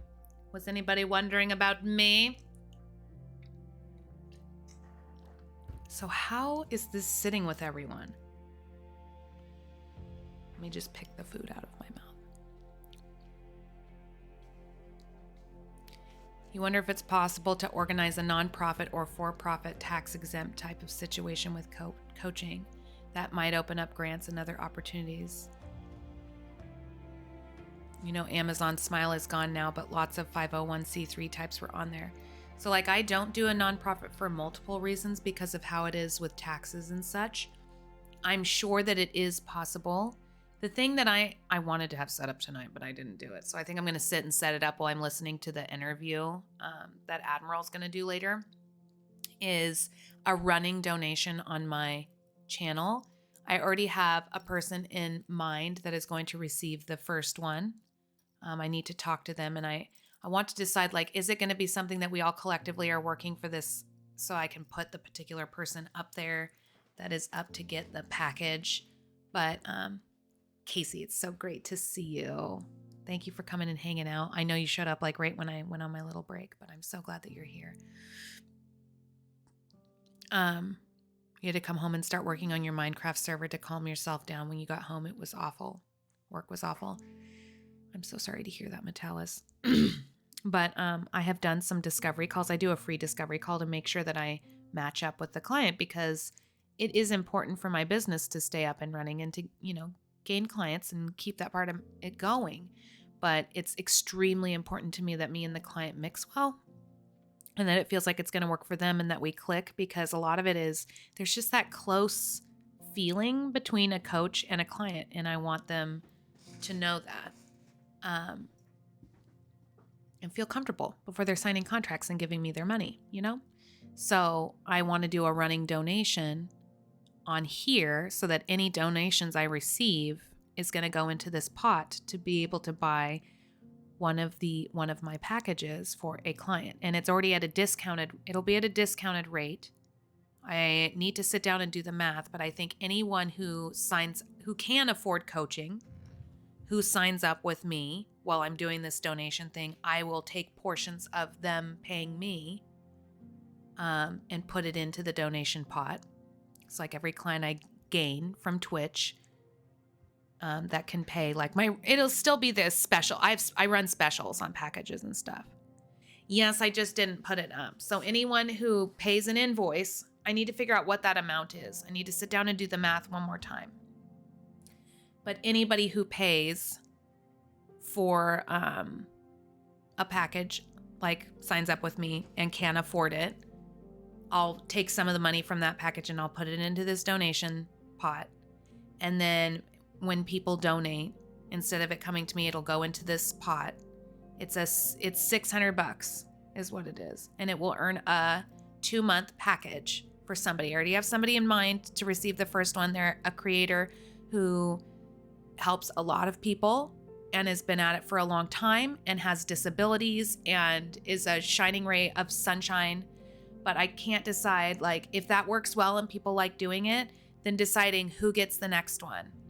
And then also making sure that my services would even be right for them. Right. But it's something that I can do with the donations received here on Twitch. I still don't have a PayPal set up for Twitch. My concern was having to put my personal information on it, but I do have when I'm on stream, I can take tips. Hello. I am okay. We are talking about the emotional flashbacks that go with cPTSD. I'm a certified mental health coach, so I am sharing information about cPTSD and how to manage emotional flashbacks. Yeah, so I'm not going to use PayPal. Thank you so much. I look like Anna from Frozen. This is so cool. I was not born with this.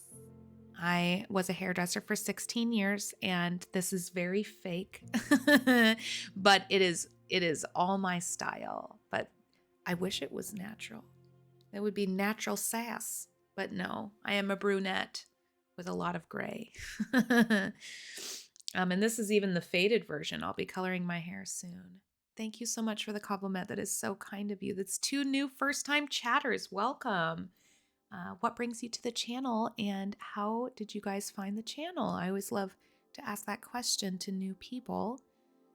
We still have a couple more things to go over off of our Managing Emotional Flashbacks list from Pete Walker. It's on Pete Walker's website. But I was just talking about like kind of a donation run thing that I'm going to be doing, where anybody who donates from here on out, it will be donated into a pot to be able to earn a mental health package. I already have someone in mind for the first one. It is $600 for this package, but it is approximately 2 months worth of services. Thank you. I'll put that into the pot. Smoking Schizo tip $20. I'll get the ball rolling with the charity therapy. Oh, thank you, Schizo. So there goes our first $20. I will, I'm writing it down right now. That will be added to the pot. So anybody who signs up for packages and can afford to pay for it, there will be money taken out of that and added to the pot. I will take money out and I will add it to the pot. $20 will get us started. Thank you so much, Schizo. That is so kind of you. You're so supportive, and I appreciate your passion for mental health. It's extremely inspiring and motivating, and I really appreciate it a lot. I am not on a lot of social media, and I don't really know a whole lot about sports, so I did not know about that. So I am sorry I didn't know that. You cannot believe it. It was an inspiration for many. You lost all respect. Yay. I did not know about that. That is so interesting to me that we have 2 new first-time chatters that are both speaking in all caps. Do you guys just happen to come in together to hang out in channels? Because something makes me feel like y'all know each other. But that's okay. Thank you so much, Schizo. That's so nice.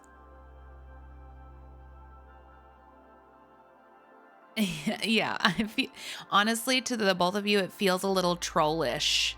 It does. It feels like you know each other and that this is a little trollish and we are talking about cPTSD. Yeah, it's just a little too coincidental. How dare I? How dare I what? I'm just naming what I see in front of me.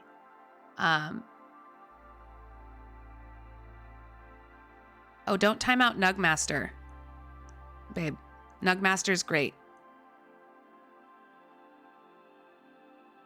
Yeah. Sorry. My husband helps me. Yeah, I think he clicked the wrong person. I'm so sorry, Nugmaster. That was unintended. Yeah, that was a misclick. I'm so sorry. It was an accident. No.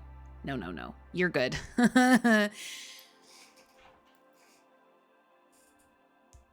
I'm kind of thinking, honey, that those are trolls. That was odd. Sometimes people can come in and do that. So I would, could you just ban them for me, please, honey? Thank you. If you still can click on them for right now. No, I don't think it was your I think I didn't see what you emoted because I was too busy being full of all of the caps. But no, I think it was fine. I think he just clicked on the wrong one and was trying to take care of it quickly is what happened. He's clear in the other side of the house, so I'm not sure. we'll jaw on it after the stream, but you're great. So yeah. So thank you so much, Schizo. That is so kind of you. I deeply appreciate it. Chat is, oh, okay. So it was a misclick. That's him. Austin. Oh, I'm so happy you're here. No, we will talk about it later and he'll tell me the things that he saw. No marital argument over modding. Okay. That's funny. How was your day at work, Austin? I'm so happy that you're here. Austin's going to join me on Friday. Jim is going to be gone seeing his family. And I can't be alone on Friday.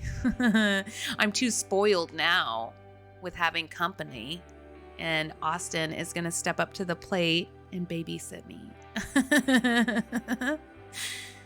Oh, it's so great to have all of you here. It's full in the mod. Yeah.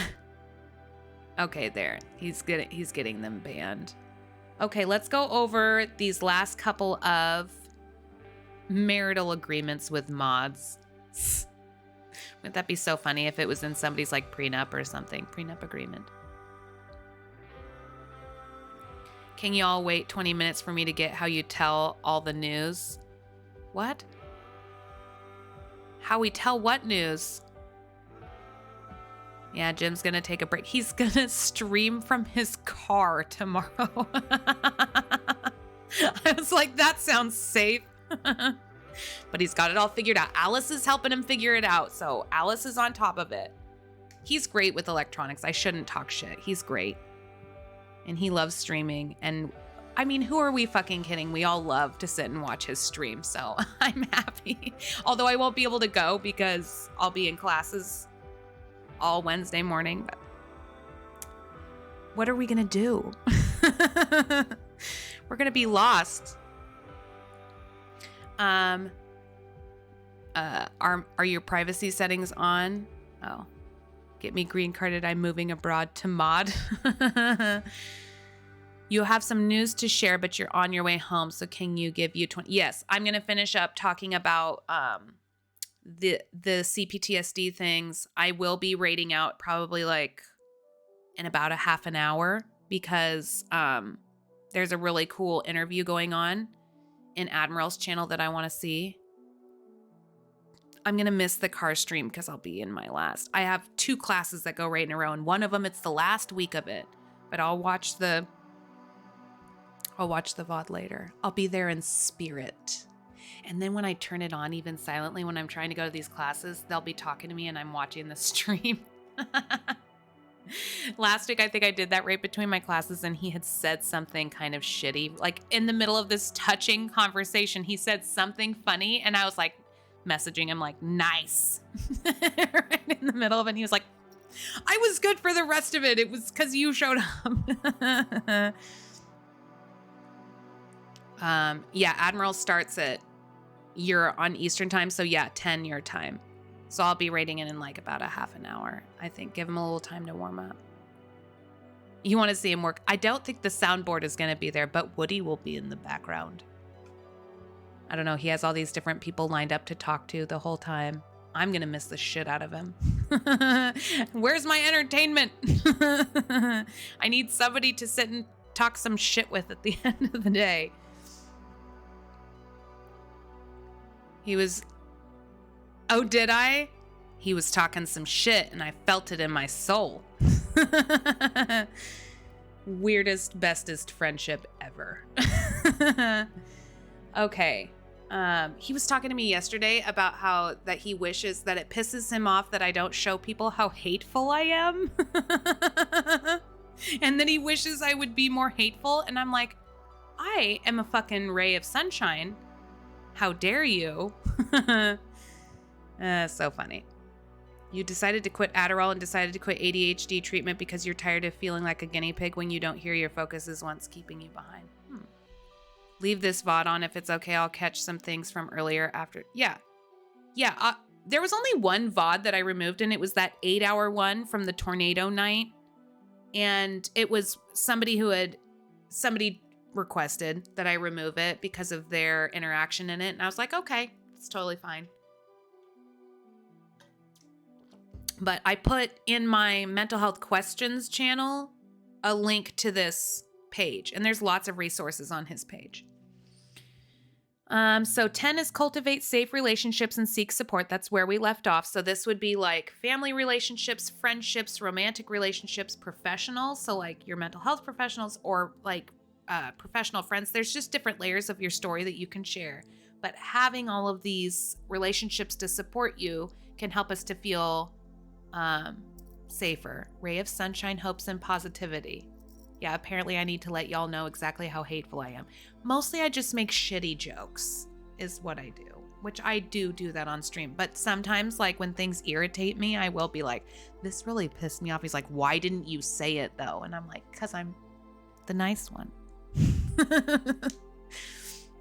Okay, learn to identify the types of triggers that lead to flashbacks. Avoid unsafe people, places, activities, and triggering mental processes. They want the trash talking content from you. No, correction. He wants the trash talking content. So I think this avoidance at some point is something to be faced and to be worked on. But when we're still in the phase where we're super triggered by things and our tolerance for them is very low, avoiding them is okay to begin with. And then one needs quite a bit of support when they start stretching that tolerance. You have also decided to step up to be more of a father figure for your nephew after the incident he had, and you're learning to live about myself while trying to step up for his sake. He seems to be already talking to people better using his words and realizing that he's starting to become a big kid, and that's why I'm no longer active on much of anything because I've been devoting so much time to his little league. Oh, that's so great. Oh, I was thinking that maybe you were just working a whole lot more. But that's amazing. That makes me so happy. I just appreciate you doing something so kind for somebody at the beginning of their life. I think that's super cool, Austin. Number 12 is figure out what you are flashing back to. So like how Pete Walker in the example was like, oh, I figured out I was flashing back to when my mom would yell at me. Flashbacks are opportunities to discover, validate, and heal our wounds from past abuse and abandonment. So when we know where it comes from, we can go back and say to that inner child, it's okay. And we can say to ourselves now, it's okay that you felt that way, even though it didn't match up with the situation, or that you needed to leave, or maybe that you had an emotional outburst because really you were carrying around this large amount of trauma and emotions from this other time that never got processed, and it got expressed when just one too many things got piled on us. Avoidance has led to isolation at this point. I know you can't avoid forever, but sometimes you get stuck. Yes, this is where the stretching of the window of tolerance comes in, but there's so many things that need to come in first as far as like fortifying and support for that stretching that stretching process for the stretching process to start. So it's this multi-layered thing, which is why I recommend people to have professional support, because it can be extraordinarily difficult to do these things. And it gives you that solid relationship to grab onto that can help you to process through what's going on in other relationships, help you to process what's going on in identifying your flashbacks. If you're carrying a lot of judgment for yourself or feeling the need to watch yourself or control yourself all the time, it can give you that outside voice that maybe you trust because they know about this stuff and they have experience in working in this stuff, so you can listen to them a little easier than like maybe a family member.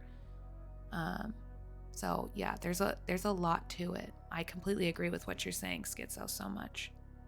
That is a wonderful decision, Austin. Devoting this time now will contribute to some of his core memories for sure. Can't agree more, Casey. That's amazing. I like that purple fire emote. I like purple. And the last one is be patient with a slow recovery process. It takes time in the present to become unadrenalized and considerable time in future to gradually decrease the intensity, duration, and frequency of flashbacks. Real discovery is a gradual process, often 2 steps forward, 1 step back. don't beat yourself up for having a flashback. You're testing to see if you're still allowed to talk. Did you get a timeout by accident too? So number 1, say to yourself, I'm having a flashback. So the awareness of the flashback, and do your best not to judge yourself for being in a flashback. Just, I am in a flashback. Remind yourself, I feel afraid, but I'm not in danger, is number 2. Number 3, own your need to have boundaries. It's okay to need some physical space. It's okay to not want to be in the room when a family member is fighting. It's okay to not hear about traumatic stories from people. It's okay to not watch movies that trigger memories or television shows. It's okay. It's okay to not have to have the conversation with your mother or your father or your sibling. It's okay. Number 4, speak reassuringly to your inner child. Remind yourself that you don't have to allow anyone to mistreat you and that you love that inner child unconditionally. Number 5, deconstruct eternity thinking. This doesn't last forever. This is for right now. Number 6, remind yourself that you are in an adult body. Oh yeah, I see your chats, Taby. I see your chats. Number 7, ease back into your body.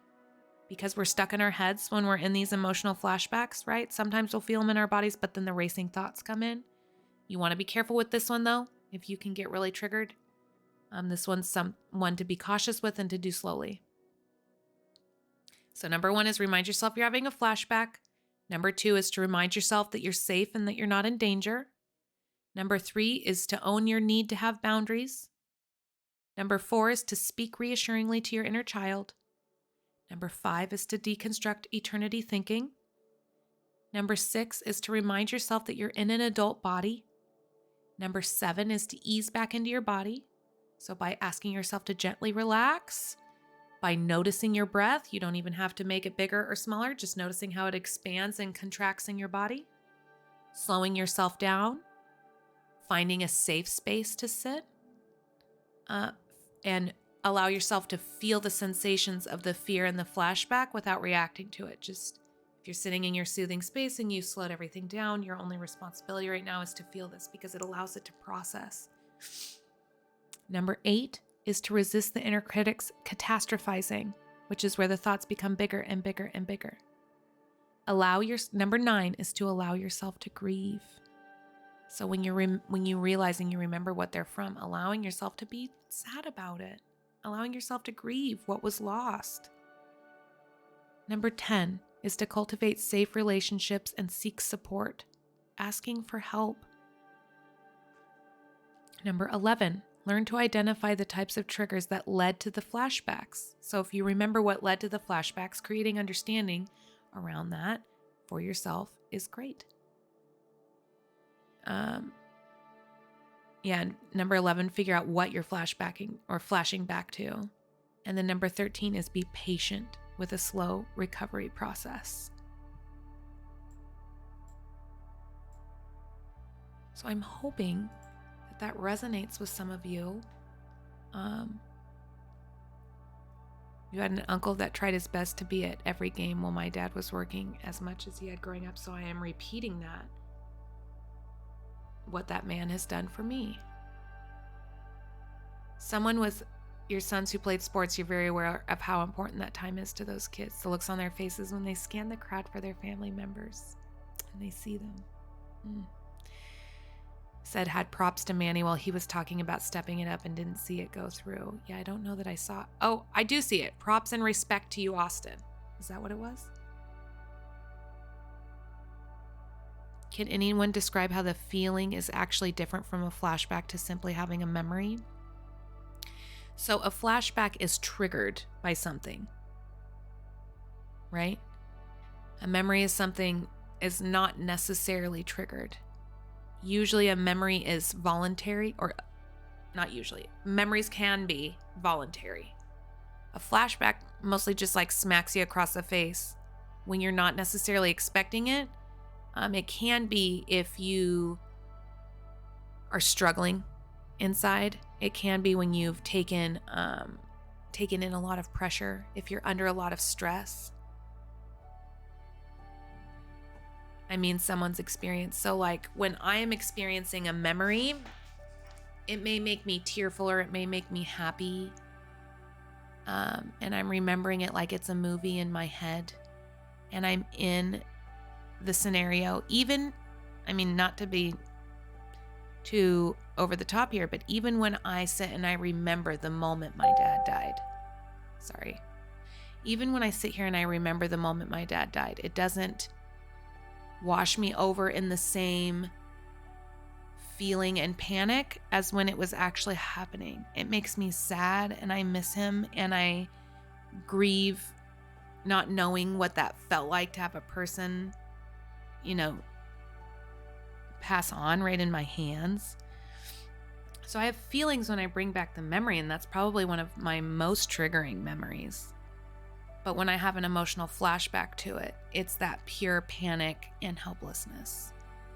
And it's usually triggered by something that's happening, and it's the emotion of what's happening in front of me, plus what I actually felt in that moment.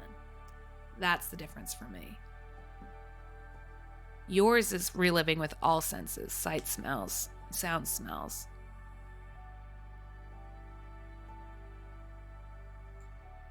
I like that it modded you on the word hillbilly.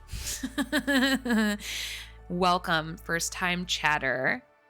I'm a country person and I am not offended by your use of the word hillbilly, but my auto mod was. But my auto mod is like pretty prickly. It's so funny. You were watching that hillbilly elegy movie 25 years after your childhood physical abuse and you got a total flashback on one of the scenes and had to turn it off. Lots of panic and stuff. Very tough. Yeah, I can't. I will watch movies with whipping scenes, but I can't. There are some movies I force myself to get through, but some of it's just hits too close. And I can't control what emotions come up when I'm watching it. So you can dissect the triggers by making a thought chart about number 11. Let me go back. I guess you could, but it's just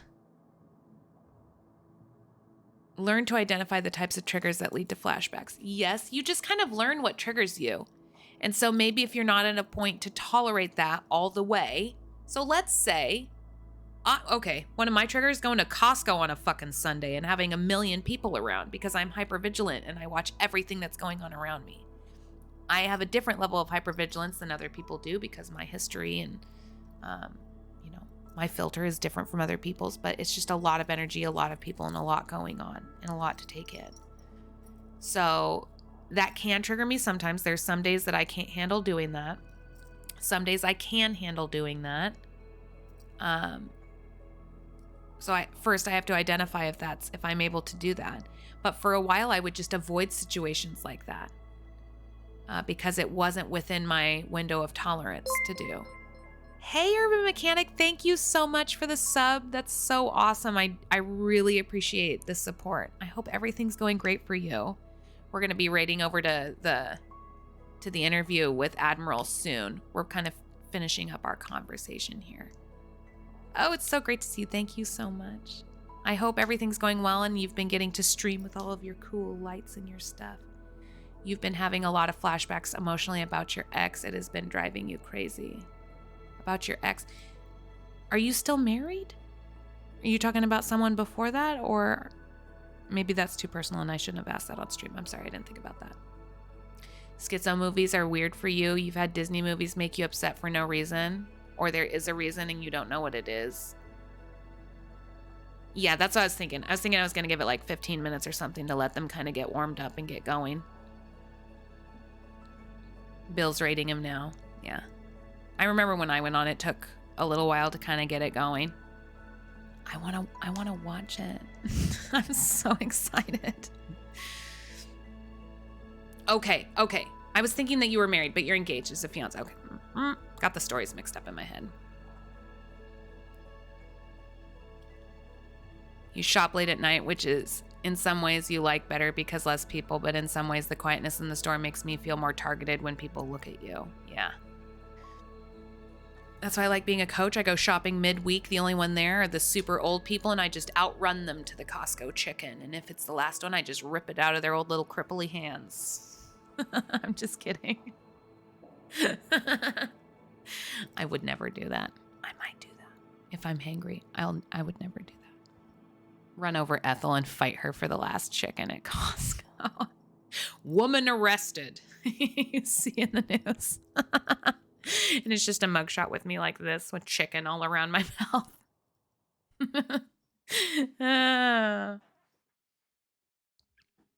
So out of control. I am purely kidding. Do not clip that.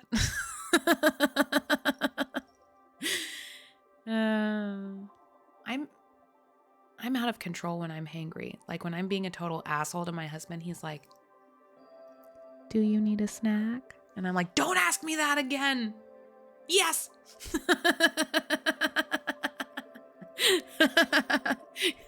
You did clip it up. Oh, Lord, I see the clip. Shut up. I should have just kept my mouth shut and not said that.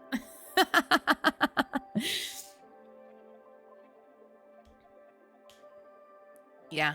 Oh, no, we'll finish up. And yeah, I'm totally going to rate in. And we're all going to hang out and watch because Bill is the fucking best. I love these streams that Admiral is doing. He was talking about doing a mental health roundtable, and I can't wait. I can't wait. You didn't clip it?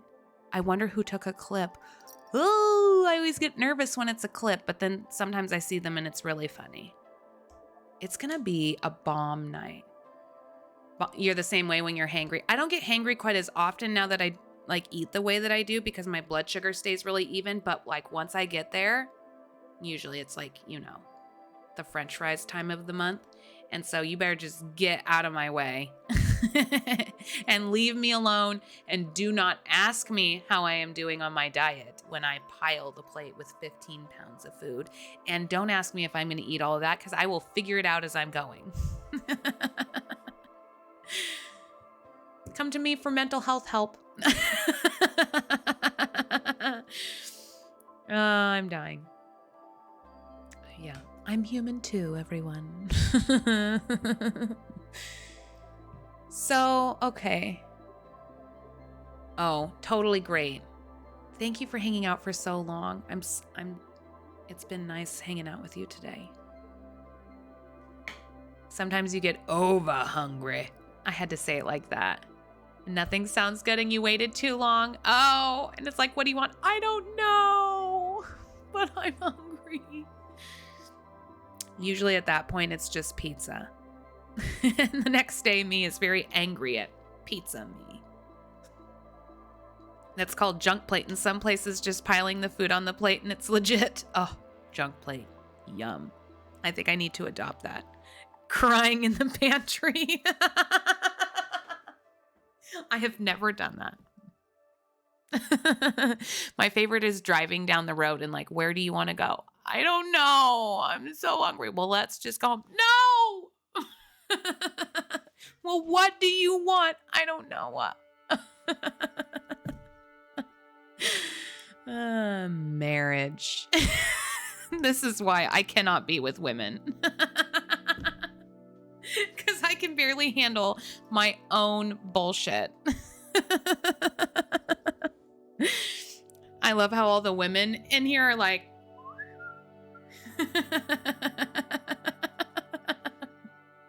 you know what? If anybody asks us in our normal everyday life, we will lie and say that this never happens. But all the sandwiches you can eat. What did you think of the stream, Melissa? You know, you were one of the people today that helped me confirm through the universe to talk about this subject matter today. Was there anything that maybe wasn't covered that you may want to hear about? Got to play my necklace a little bit. Maybe this isn't good to wear this necklace because I have been fiddling with it all night, but it is such a fun little sensory tool. But I don't think I should wear it during sessions with clients because I use this microphone when I'm doing sessions. I sit right here. This is exactly what it looks like when I do sessions. BK, no. Taco Bell, no. I don't eat fast food anymore, so it's made it even more difficult.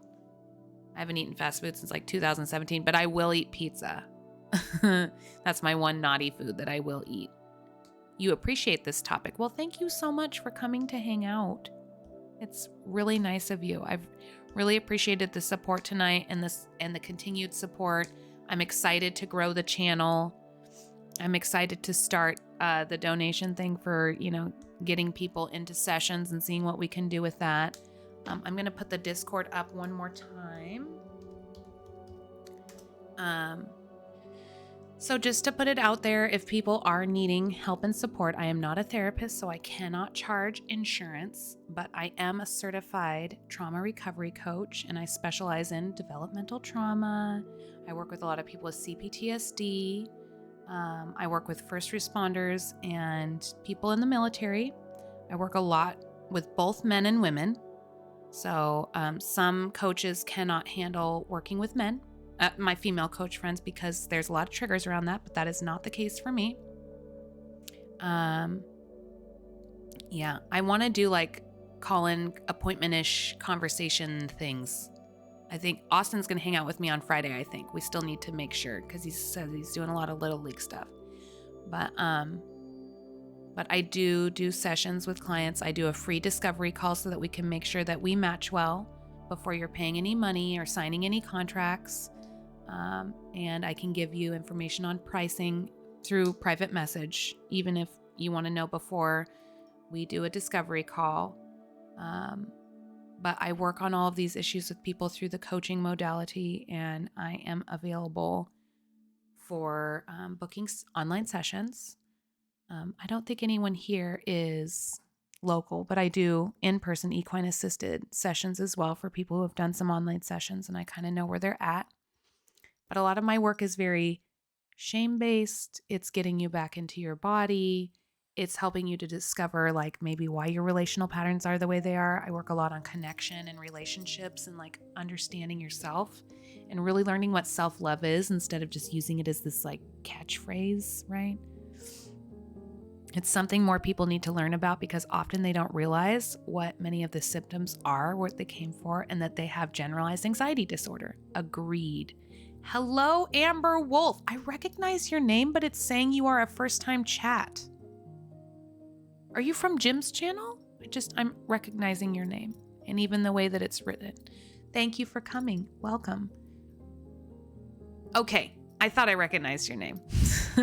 Hello, I'm Farm Fresh Jessie. I'm the one who likes to talk a lot of business in that chat. Sometimes it's talking shit. Sometimes it's sharing all my hullabaloo about being a trauma recovery coach. I'm totally into learning as much as I can about trauma. I'm totally on a parts work kick right now. I am finishing up a second certification for equine assisted work. It's worked a lot in brain regulation. So yeah, I never want anybody to feel like they're out there and they can't get the help that they need. What an exciting kick, I know. Internal family systems is great. But yes, I am a lot more of like, I will reflect things back that are hard to hear. And I'm not afraid of conflict. I'm not afraid of rupture and repair within the coaching relationship. But I am very conscious of shame. And I work through things more slowly with people so that it stays in a tolerable space. You're having a really bad night, so you needed to find someone to watch. Let me put up my Discord so that you have a way of messaging me if you would like. We are about to raid out but we're raiding somewhere really cool that I think would pick your night up very well. So there's these two streamers that I really enjoy. One is Ill Bill, and he plays a lot of like house music, and then he plays video games. He smokes a lot of the ganj on his streams. It's not totally my style, but I love watching it. There's something so relaxing about it. And I condone it and I enjoy him. And he plays just music and he has great energy and he's really kind to everyone. And he plays cool video games. And then there's Admiral Freedom, who normally is playing Call of Duty and being very uplifting and supportive, and he's super into freedom. But Admiral is doing an interview once a week. I got to go on it already. But tonight he is interviewing on his channel, Ill Bill, and I think it ought to be really great because Bill has really good energy and he has some wild stories. He's a really neat guy. So we're going to raid out there soonish, but you should follow us over in the raid and hang out, keep chatting with us because it's great. Now, I will say that the interviewer and the interviewee won't be reading chat. They're mostly like talking to each other. So if you guys want to like carry on with your conversation in chat, that would be good. You're welcome for keeping you company while you're doing taxes. You are not alone because my cousin is also doing her taxes like I told you. So you did get them done on the day. And there's going to be a lot of people who didn't get their taxes done today. Adulting sucks. Where chat can run free in Discord. Yes. I'm so glad that you made it, Amber. I will be doing this office stream again on Friday. Wednesday, I probably won't do any kind of a stream unless I do one in the evening. Thursday morning, I will be streaming from the barn. I'm not sure if it's too late to file an extension. It bothers you when you watch a stream. Yeah, this one, they're just really clear. They just make sure you know because they want to have like an in-depth conversation. But yes, sometimes it bothers me too. I totally get what you're saying. Triggers you. Yeah. It's a thing. It's an emotional flashback. I'm telling you what. It just doesn't feel good. It feels shitty. I feel the same. There are sometimes like in some chats, if I know the streamer really well and I know how overwhelmed they get by the stream, I don't get too triggered about it. But yeah, sometimes it sucks to feel ignored. But they make it really clear, like, this is what we're doing and this is the intention. And then they pay attention to chat really well, like normally, both of them. You just better look. It's for a friend, asking for a friend. You stopped watching a streamer you liked at one point because of it. Yeah, I was talking to somebody about like how to build the channel and how to get more viewers. I'm glad that it has grown at the pace that it does because I still miss things. But I've gotten more used to it. So now instead of generally being around 5 people, it went to 10 people and then it went to like 15 people. And now I'm at the point where I'm like between 20 and 25. And so as it grows at this pace, I'm able to keep up with it. Plus, I like having the Discord because then people can message me and we can kind of catch up about it. Or if somebody felt ignored, I want the door to be open for them to reach out and message me. It feels different when you know the streamer. Yeah. When you can talk to them later or you talk to them on the phone or if you see them in real life all the time, it feels different. I've started to invite some of my students and I've made it more known, like in my official association, that I'm streaming, and I've kept this kind of compartmentalized. But I think that's one of the things I'm doing in my life now is I just want everything I'm doing to be out in the open. I think it's because I have some very informal streams where I'm playing video games and I'm saying the F word and stuff like that I'm like, oh, do I want people to professionally know that? But then I feel like that's some of the deep connection I have with the clients that I've gotten from Twitch is that there's already that level of trust because they've already gotten to see all the shades of me. We all know that each person has like these different levels to their personality and they have formal and informal behaviors. But I like that when people come to me for coaching that they already kind of know all of it, even if the tone of coaching is different. Like, obviously, you're not going to want me to come into your coaching session and act like I'm playing a game of Fortnite, for heaven's sakes. You're learning to be a life coach, so I'm trying to watch as many coaches as you can to get pointers. Well, I love being a trauma recovery coach, but I started my learning in being an equine specialist for psychotherapy appointments. So I knew I wanted to work closely with trauma clients. And I think it's really important when you're going to walk along that line really closely with what therapists do, that you have really good, thorough training to know what those lines are. So yes, it's legal for anyone to be a coach. A life coach is a lot more about setting goals and driving towards those goals. And I think that's a safe avenue to be self-taught. But my personal opinion is when somebody is working very closely with trauma and clients that are suffering from trauma, I think it's really important to have in-depth training on that subject matter and to really understand it. Yeah, it's good to humanize yourself. Yeah, I agree. Don't need a white coat doctor. It's nice. It's like the relationship too. Therapists are people and they connect closely. You want to get your ICF credentials before doing anything. Yeah. I didn't get credentials through them because I wanted something different, but they're a different kind of coaching agency. They are the most widely recognized. I got mine through the International Association of Trauma Recovery Coaching, but I wanted to work in trauma. So it's very triggering to go through the training because the beginning of it is just very trauma heavy. And then the second half of it is more like coaching type stuff. But if you would want more information on that, it is not, you can use the training that you've gotten to get credits towards ICF, but it is not an ICF training type thing. But I just put my Discord up a bit ago. If you join my Discord and you friend me and message me, is your name the same on Discord as it is here? But if you friend me and message me, I'd be happy to pass along that information. And I do work with other mental health professionals. It's like one of the specialties I've got. I got addicted to that when I was doing the equine work and working with therapists. So I have clients that are therapists. Oh, thank you so much for the follow. I really appreciate it. I work with other therapists and I work with other coaches and life coaches too. Because it's still, if you want to focus on life coaching rather than trauma coaching, it's still important to have your own stuff because we need to hold space for clients. One of my favorites is working with therapy interns. They're so freaked out. Not to generalize anyone, but it's just some of my favorite to be like, it's going to be okay. You're great. Don't let them all freak you out. But yeah, I'd be more than happy if you want to go onto my Discord and friend me and chitty chat about it. Casey. I had in my mind our intern who's actually going to come back and work with me. She's not an intern anymore. She's in that last portion where she's in supervision, whatever that's called, where she's working with clients like all on her own. But I was thinking of her. And just like how beat up she got doing that interning stuff. But it's very challenging to work with other professionals, but I fucking love it. I love working with men. And I love working with other professionals. But then I also have a lot of female clients that I enjoy the hell out of. I just think men have a hell of a time finding someone who can support them appropriately. I think a lot of them are looking for another man to work with, and that is pretty rare. But I feel like I spend most of my day being everyone's mommy and reparenting them.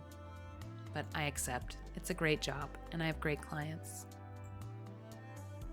So I've really enjoyed hanging out with everyone. It's so hard to end stream when I'm enjoying myself, but I know that it's time to go raid Admiral.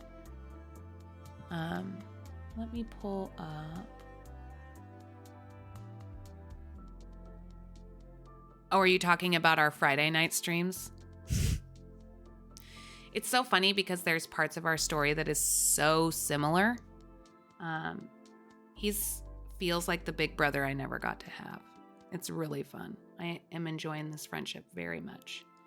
But we're so different that we will argue about what is correct. How I explain, like sometimes when I'm listening to him coach, I'm just like, I can't believe you're saying that. And then it works so well. And I'm like, oh, that was great. Maybe I should do that. But I know it goes the other way too, where he's like, that's so annoying.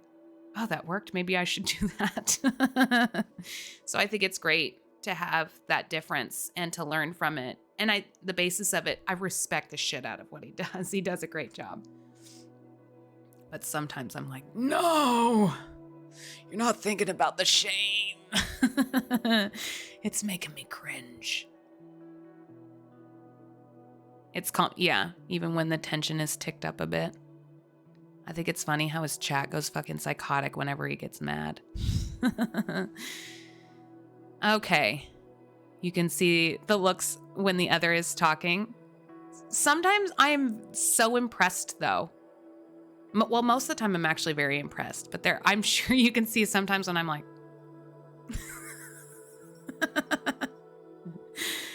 whatever. You know what? These are the great relationships to have in our lives. It keeps us real. It keeps us growing. Fills our cups. You know what I'm saying? Let me just go ahead and answer it for him like a real fucking creepy asshole. But I'm glad that you guys are enjoying the Friday streams. I am enjoying them. I'm liking working with other people. I haven't really co-facilitated with somebody who matches me in power like that, where I'm not taking over. So that has been interesting and really cool. It makes me want to work with other coaches, like, in different ways. I think it's really cool. Yeah, let's raid Admiral. Let me make sure I'm going to spell his name right.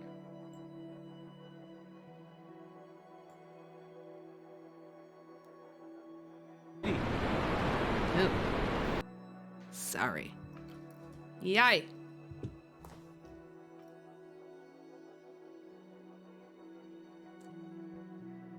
We're going to raid Admiral Freedom.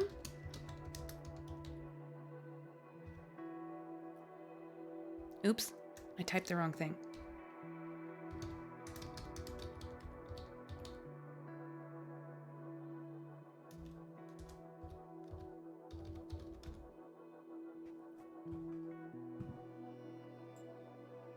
It might also be. I needed to make sure what the numbers were at the end of his name. All right, everyone. Oh, God damn it, I typed it wrong.